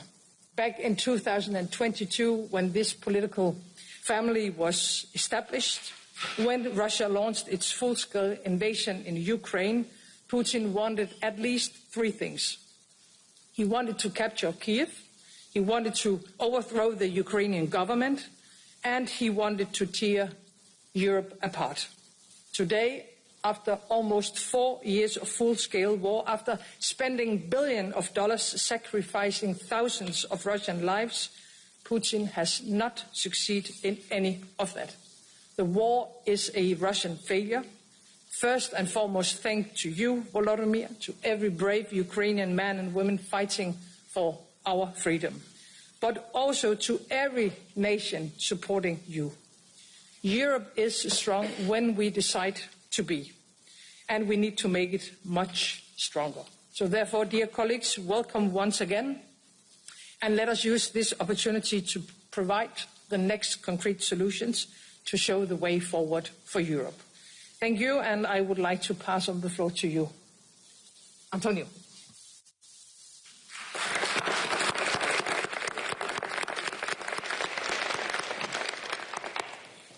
Eh bien, bonjour. Tout d'abord, je veux remercier Mette Frederiksen pour nous accueillir ici, à Copenhague, pour cette 6e réunion de notre communauté politique européenne. Et tout d'abord, je veux féliciter Maia Sandu, la présidente de Moldavie, par l'écrasante victoire que les forces démocratiques et pro-européennes ont obtenue dimanche dernier en Moldavie.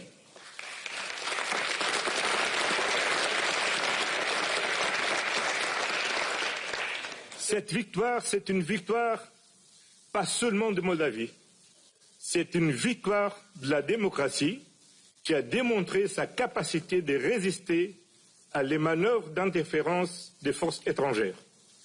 Et une victoire des libertés des Moldaves de dire qu'ils veulent choisir et peuvent choisir son destin.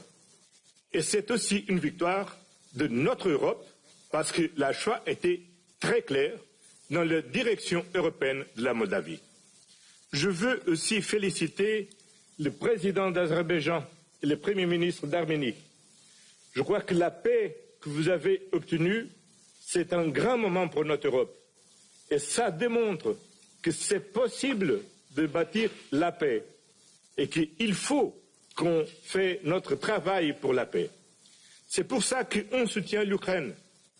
Parce que soutenir l'Ukraine, ce n'est pas soutenir la guerre. C'est soutenir les droits de l'Ukraine à une paix durable, à une paix juste. Et c'est pour ça qu'on doit se mobiliser tous et toutes pour continuer à soutenir l'Ukraine. Du point de vue militaire, du point de vue politique, du point de vue diplomatique, du point de vue économique. Parce que ce qui est en jeu en Ukraine, ce n'est pas seulement le droit de l'Ukraine à être un pays libre et souverain. C'est en fait le droit international. C'est en fait les valeurs inscrites dans la Charte des Nations Unies qui sont en cause. Le droit à un pays souverain, à l'intégrité territoriale, au respect des frontières internationalement reconnues. Et c'est pour ça qu'on doit se bâtir. Parce que si la force de la Russie tient une victoire en Ukraine, aucun pays au monde peut rester sûr sur la capacité du droit international de faire face à la menace de la force et à la menace de la guerre. C'est sûrement pour ça que dans toute notre réunion, sécurité et résilience ont été toujours présents dans notre ordre du jour. Et toujours, une fois encore, l'intérêt des différents leaders sur les sujets de sécurité et résilience a été tel qu'on a même besoin d'organiser 2 tables rondes sur ces sujets. Et ça veut dire qu'il nous faut faire un effort pour bâtir une défense collective, pour assurer la sécurité des Européens, pour finir avec la guerre en Ukraine, pour finir avec la menace de la Russie sur notre continent, parce qu'il nous faut concentrer dans d'autres enjeux, notamment le développement de de notre continent et de nos sociétés. Sécurité, ça veut dire aussi sécurité économique. Il nous faut sécuriser notre chaîne de valeur, l'accès à matières primaires critiques, mais aussi la sécurité de notre chaîne de valeur. Et évidemment, on ne peut pas ignorer des sujets comme migration qui sont au cœur de notre débat dans notre société. On est une plateforme informelle et on veut le rester. Mais si on regarde ce qu'on a fait dans les 5 dernières réunions, on peut identifier que dans ces cadres de la communauté politique européenne, on a plusieurs projets. Le premier a été la coalition F-16 qui a mobilisé un conjoint de volontés et des pays pour soutenir la capacité de défense aérienne de l'Ukraine. On a travaillé beaucoup sur la cybersécurité. On a travaillé beaucoup aussi pour supporter Moldova, et je crois que ça c'est quelque chose qui nous honore à tous. Et aujourd'hui, la France prend une nouvelle initiative de bâtir une coalition contre la drogue. Ça c'est une question centrale qu'on doit prendre en grande attention. Parce que c'est une demande qui est soutenue par un grand problème de santé publique, mais qui en fait engage tout un réseau de criminalité qui défie la sécurité de notre continent, de nos sociétés, et qui fait accroître la violence dans notre société. Donc, je crois que cette formule de la communauté politique européenne, qui ne veut pas remplacer ni notre alliance militaire, ni l'Union européenne, ni remplacer le Conseil d'Europe, ni de remplacer d'autres institutions où on est ensemble, c'est une communauté qui est la démonstration qu'on a une volonté politique d'ensemble. Et ça, c'est très, très, très important, et plus important que jamais dans le monde d'aujourd'hui, où plusieurs acteurs internationaux essayent de bouleverser l'ordre international. Quelques-uns par la force de la guerre, d'autres mettre en cause les règles du commerce international, d'autres mettant en cause des engagements collectifs qu'on a besoin pour faire face au changement climatique. Mais nous, ici, tous ensemble, on peut dire que ceux qui sont dans l'Union européenne, ceux qui ne sont pas dans l'Union européenne, ceux qui veulent rentrer dans l'Union européenne, ceux qui ont voulu sortir de l'Union européenne, ceux qui ne veulent pas ni rentrer, ni rester, ni être en l'Union européenne, tous ensemble, on est Europe et ensemble, on veut travailler ensemble pour la paix, le développement et la prospérité de notre société et de nos citoyens. Donc, merci beaucoup. Thank you very much, dear Mette. I think everybody is very, very glad that how you hosting us here in Copenhagen. Thank you very much.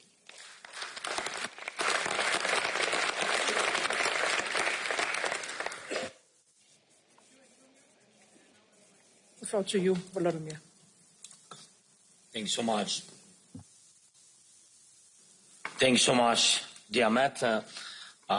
Dear friends, we are all now in a new reality, and everyone, I think, understands this, even those who may not want to admit it yet. The recent drone incidents across Europe are a clear sign that Russia still feels bold enough to escalate this war. And it was never just about Ukraine. Russia has always aimed to break the West and Europe in particular. Today, their strategy is simple: to divide Europe, to ignite arguments, to prevent us from finding common ground. And I believe we must do the exact opposite of what Russia expects. We must act together, and we must act with strength. First, our guys are already here in Denmark, and there are experienced Ukrainians who know how to detect and shoot down attack drones, and they have already begun deploying them mission, and we are ready to share this experience with you, partners, and this is just the beginning, the first step on the path toward an effective drone wall to protect all of Europe. Please, let's work together on coordinated solutions that will make this happen. Second, when we talk about the drone wall, we are talking about all of Europe, not just on one country. If the Russians dare to launch drones against Poland or violate the airspace of northern European countries, it means this can happen anywhere.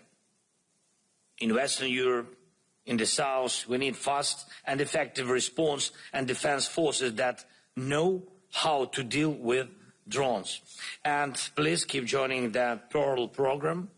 It really helps our defense. Some countries are already part of it, thank you, and it's very important that others join too. This program supports not only us, but also strengthens ties between Europe and the United States of America. Third, we must remember that the root of all these problems is Russia's war. Russia still has the resources to keep fighting, and that's not right. But we know the right steps. A 19th package of sanctions against Russia for the war is urgently needed. We also need to seriously think how to truly down Russia's entire oil trade infrastructure, because that's what fuels their war machine. Right now, we are seeing that even tankers already under sanctions are still being used by Russia. That has to stop. And let's also place more sanctions against captains and crews of shadow fleet vessels, as well as against the owners of the relevant companies. And we need to think about placing sanctions on Russian oil terminals and the rest of their mainland infrastructure. We should also support President Trump's call to stop buying Russian oil here in Europe. It's short-sighted to go against the USA. And the guys from Hungary need to hear this clearly. Energy from the US and other partners can fill the gap on the European market. Next, we need to finally complete 100% the work on security guarantees. We have already done a lot, and I'm grateful for that. Thanks to you, dear leaders. And now we need to put everything on paper and fully prepare every detail. Security guarantees for Ukraine can already work now. They directly support our army. But overall, every nation in Europe deserves real security guarantees. The model of the security guarantees that works for us will work for you too. And we propose to eventually expand all effective models to others. And finally, I want to congratulate, as speakers before me, I want to congratulate Maya Sandu on the victory. Maya, my congratulations in Moldova's parliamentary elections. These were very, very important elections. Europe has won. Moldova has won. And thank you to everyone who helped to secure fair elections. Now it's time to move forward. Supporting Moldova, Ukraine, and the Western Balkans on their path to EU membership is critical. We need real progress. Ukraine has completed the screening process. We are ready to open Cluster 1, and this must be done just as agreed. This will definitely strengthen the overall situation. Thank you so much. Slava Ukraini. Thank you. Thank you so much, Volodymyr. And now we are trying something new in this format. So therefore, I will ask Prime Minister Keir Starmer and President Emmanuel Macron and President Maya Sandu and Prime Minister Donald Tusk to go to the podium, where Keir will lead us through a discussion between our four colleagues.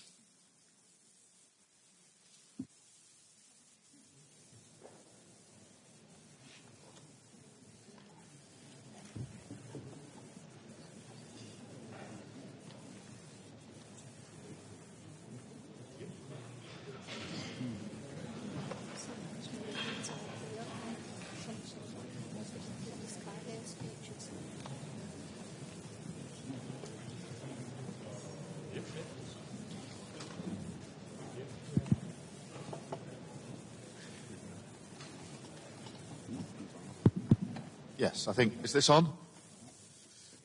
Right, let us make a start, and it's really good to be here, colleagues. Vladimir, it's fantastic that you are here, and as Meta said, this has been nearly 4 long years for brave Ukrainians fighting, and I, for one, have been particularly struck with the severity of the attacks on civilians, particularly in recent weeks and months, on a daily basis. So it's very good you're here. Maya, it is fantastic that you are here. A great victory for you and Moldova, but also a massive victory for Europe as well in the face of interference from Russia. So it is really, really good to have you on the panel here this morning. And I think, Meta and others, we've seen in recent weeks the appetite that Putin has to not only rain down on Ukraine, but also to take action and to interfere right across Europe in many different ways, whether that's in relation to our airspace, whether it's cyber or other attacks that have been going on. They are unrelenting and they show an appetite to continue this, and we must fight it with everything that we have. And it's a reminder for all of us, Vladimir, that this is not just a question of Ukrainian sovereignty, it's a question of the values and freedoms of all of us, particularly in Europe, and that we are all in this fight in relation to the Russian aggression.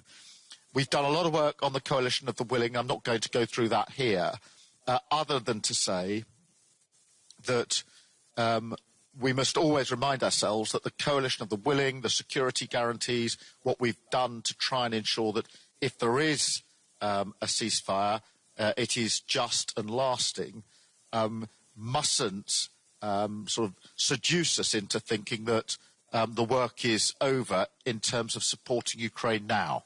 And so the first point really is to be really clear that we must continue that support for Ukraine, notwithstanding the work of the Coalition of the Willing. And that means putting Ukraine in the strongest possible position.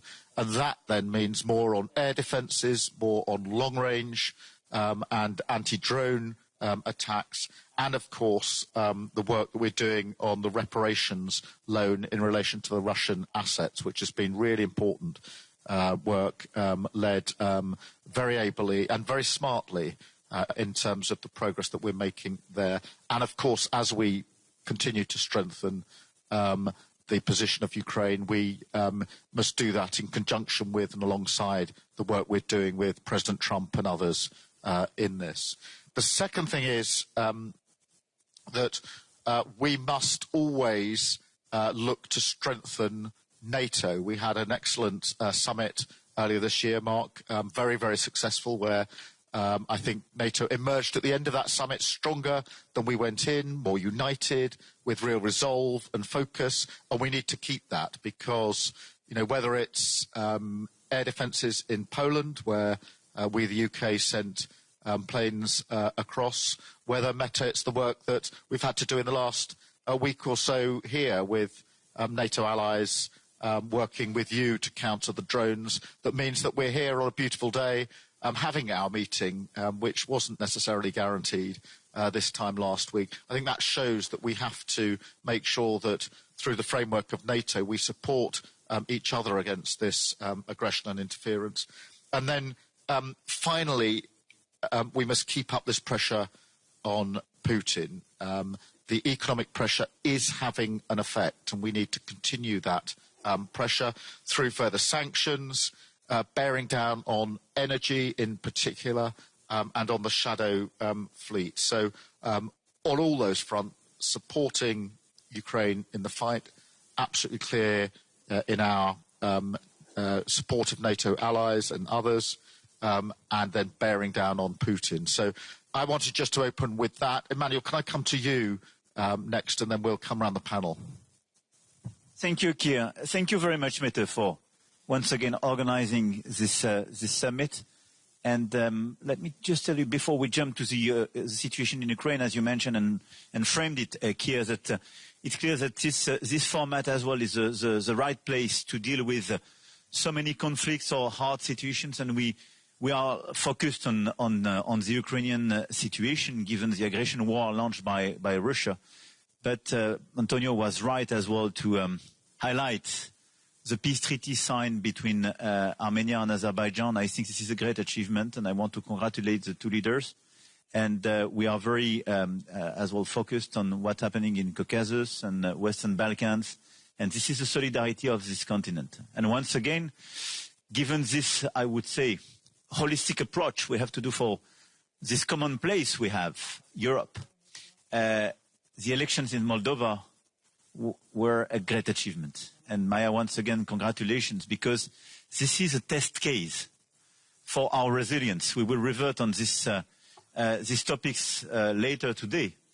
But the capacity to resist to the interferences and the misinformation coming from Russia was clearly at the core of your campaign, and you resisted. And I think it's very interesting for all of us as well to have your clear feedback and the lessons learned from this victory, because this is something which is useful to be implemented by the rest of the club, because now we have interferences in all elections. And I can tell you, because I had interferences in my two elections, 2017 and 2022, and quite efficient, I have to say, but not successful, but less aggressive than the one in Moldova.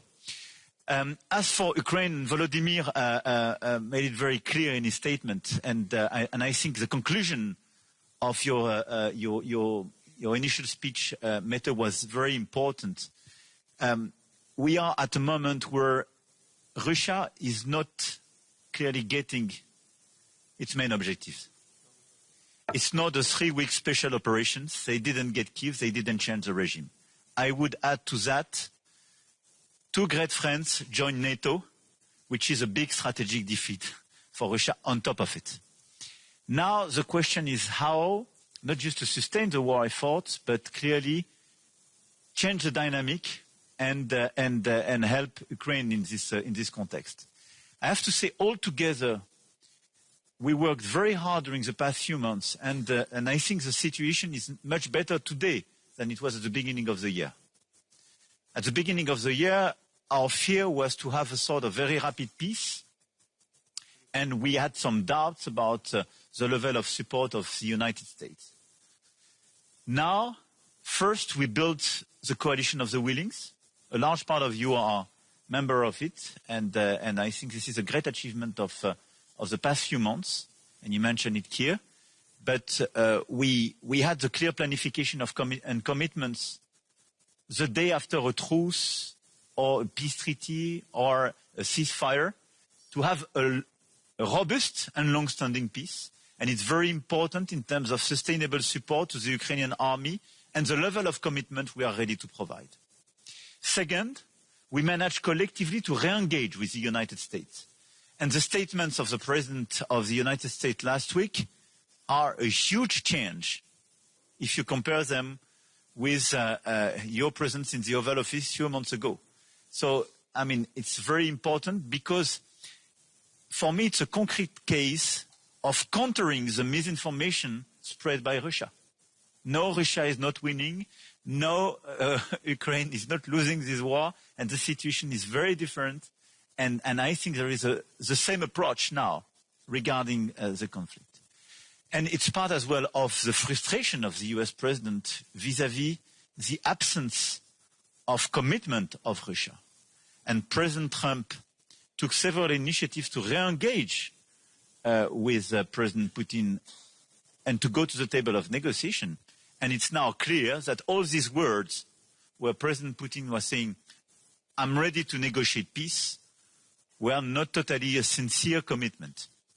So now the key points for all of us are, number one, to follow and to step up and to scale up in terms of support vis-à-vis Ukraine.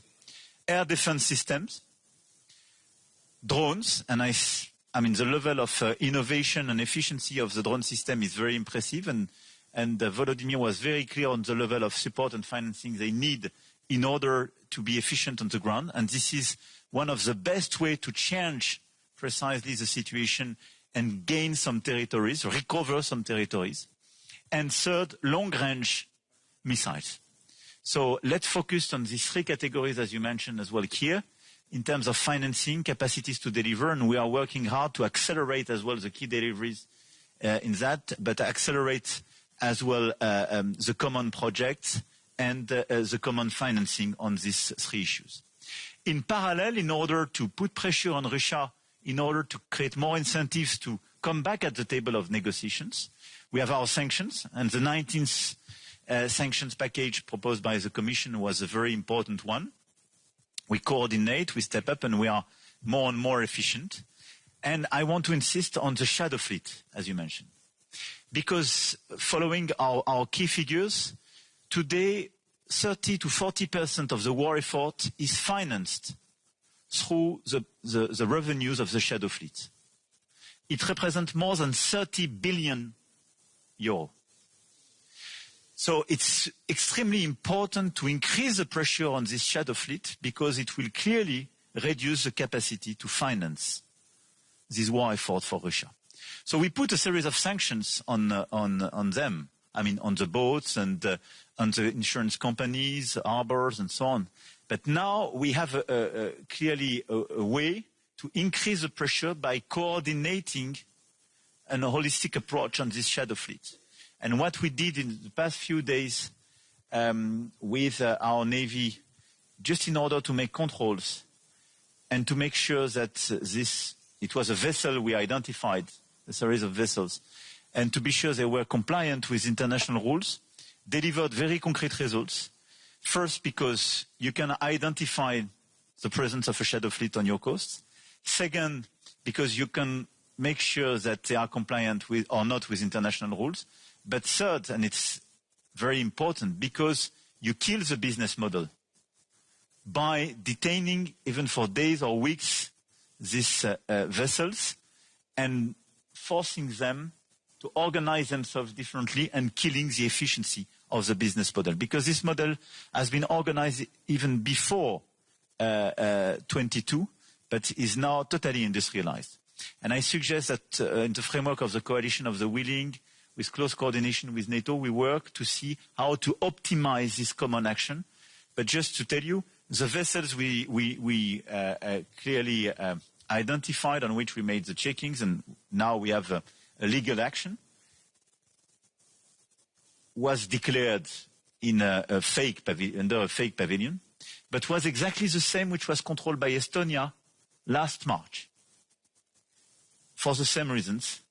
And as we stop them during 1-2 weeks' time, we completely break the efficiency of the organization. So shadow fleet is a very good target if we want to improve our efficiency to reduce these capacities. And I think this is a very important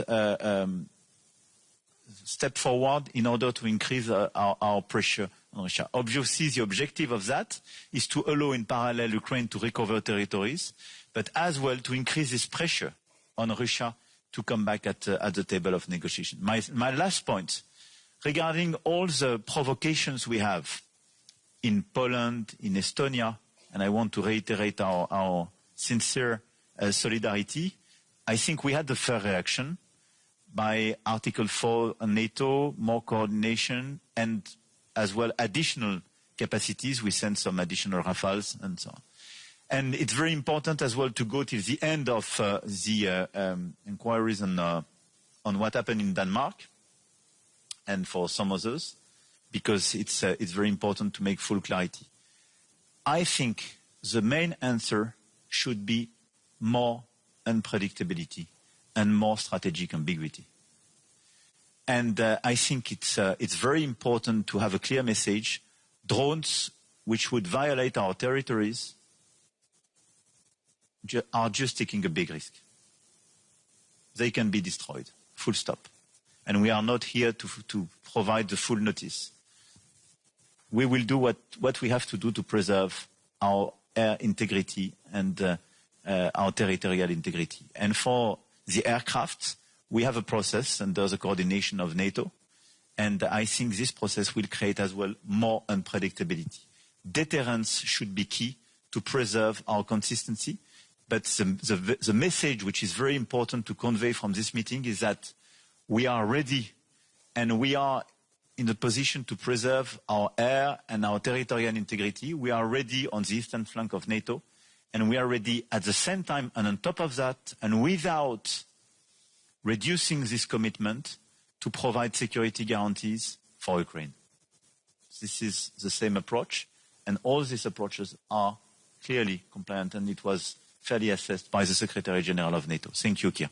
Thank you, Emmanuel. And I think this focus on the shadow fleet is so important. We need to intensify that, particularly in light of what's happened in the last few days. So really important. Donald, can I come to you? Because obviously we saw the incursion of drones and the reaction to that. So over to you, really, because we cannot ignore the fact that over recent weeks and months, there has been, at the very least, an increased appetite for recklessness on behalf of Putin. So, Donald. Thank you. I will be very brief because I think from my point of view everything is more or less clear when it comes to the whole war context. First of all, again, congratulations. We were very happy together with Manuel and Friedrich to be there just before your election, and we felt how difficult the situation was and still is, of course. But your example, this is a good lesson for all of us, because it means that if you are determined enough, if you are courageous enough, you can win.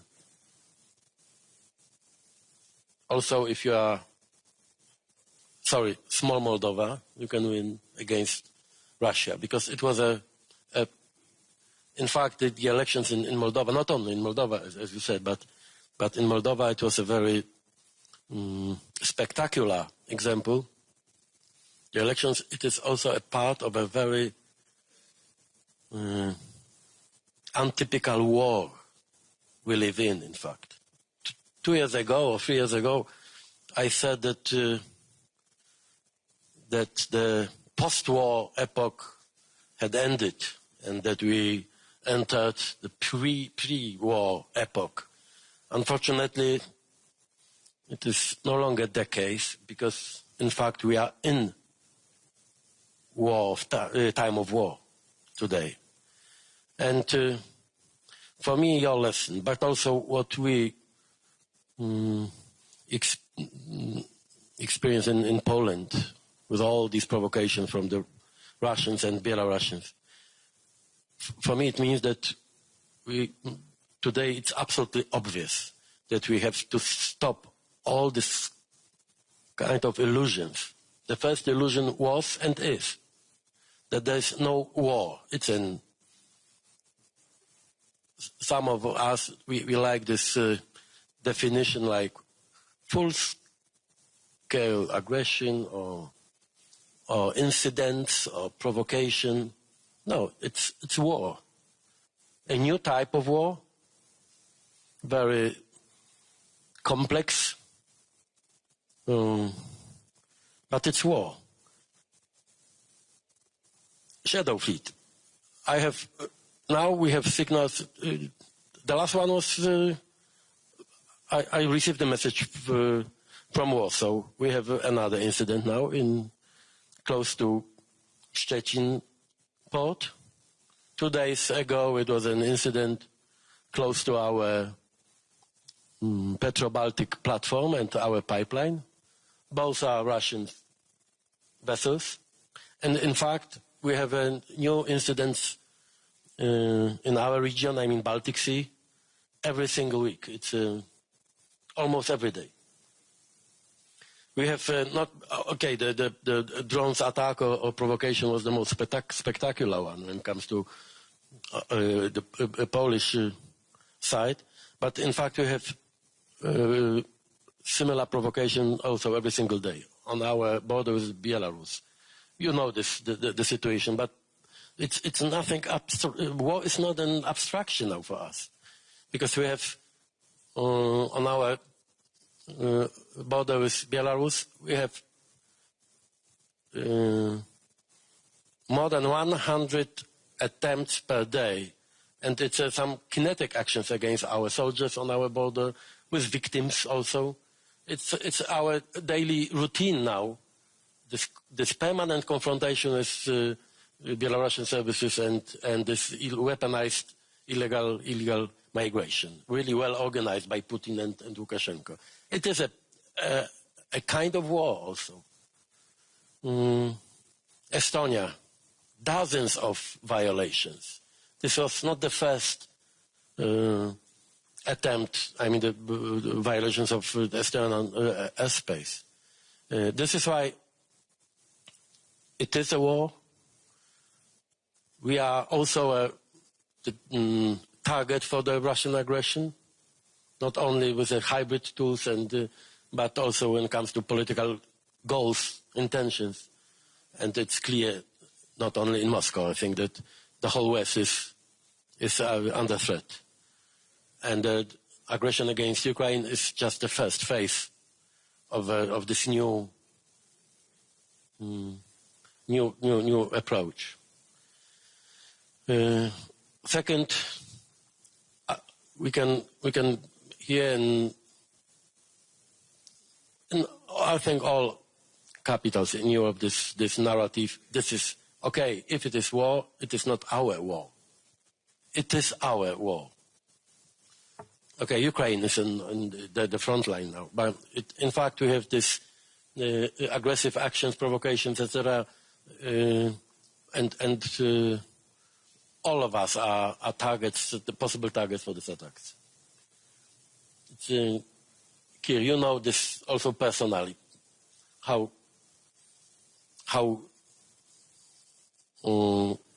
strange and how dangerous they can be, also physically, kinetically against us. It is our war, and if Ukraine loses, it means our failure. I have no doubts in a mid-term or long-term perspective. And the third illusion is also very well prepared by Putin's propaganda, is that we are not able to win this war. That it is impossible for Ukraine and for all of us to win this war. It's an absurd. The only advantage, the Russian advantage, the only one is mentality. We are much bigger than them. You know, the GDP of Poland will be comparable to the Russian one of Poland in 2 years. Economically, they have no chance against us. Our population is almost 500 million. Together with UK have 500 million against 150. We are much richer, technologically, much better prepared.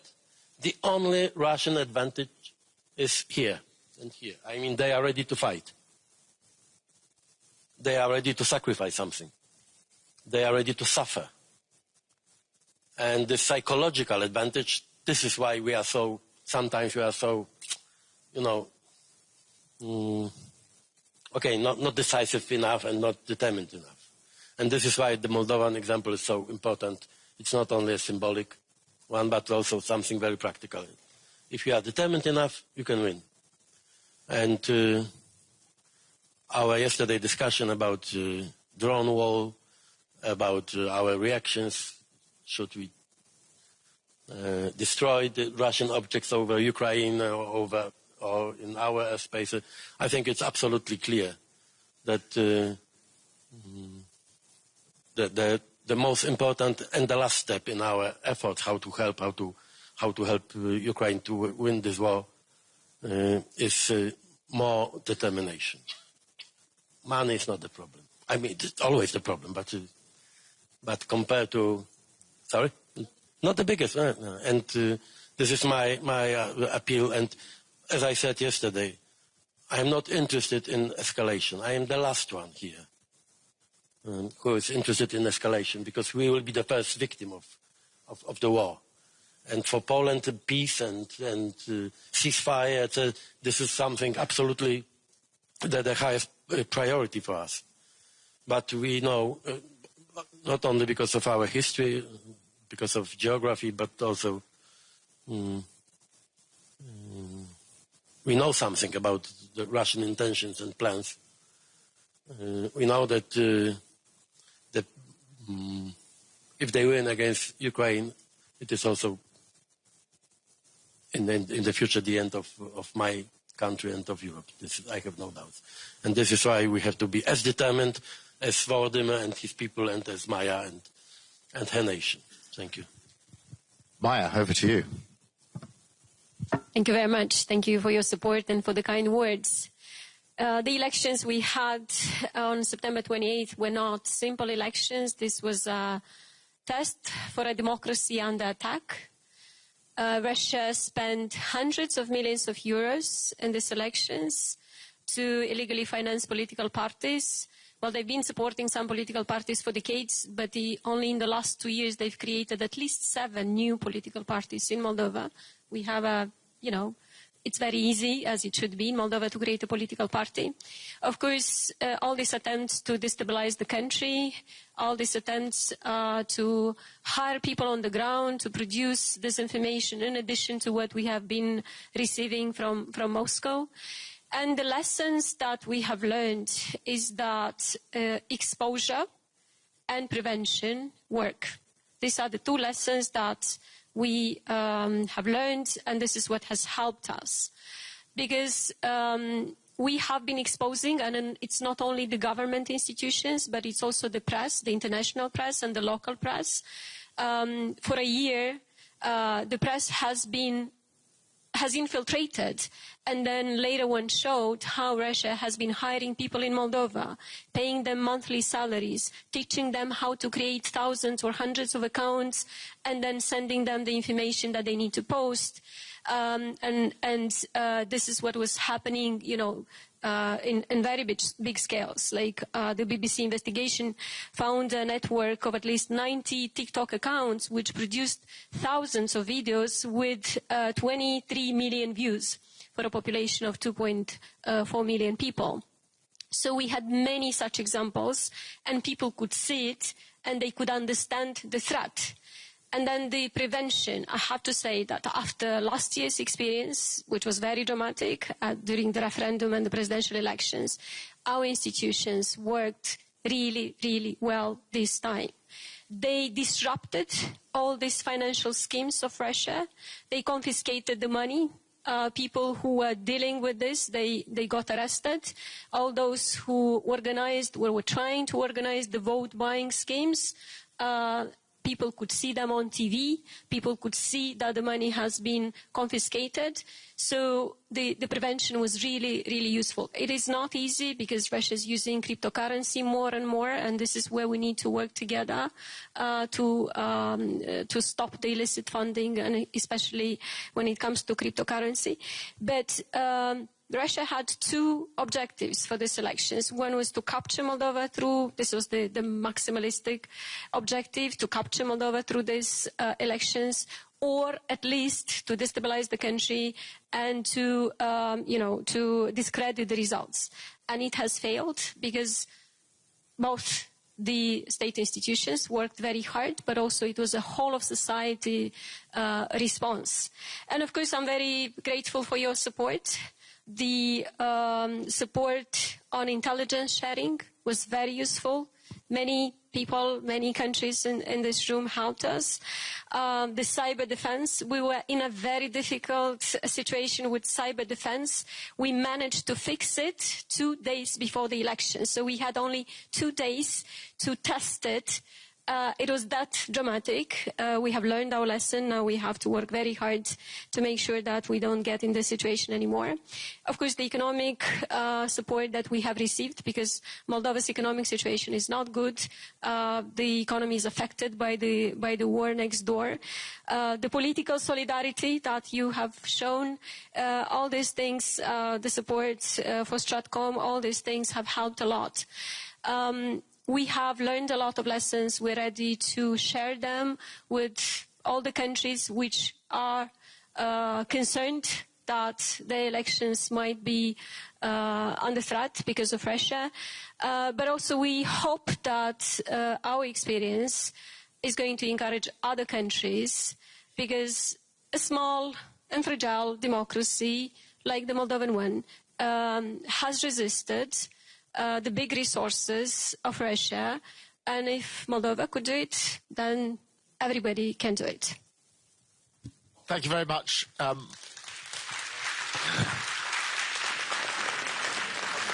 Thank you.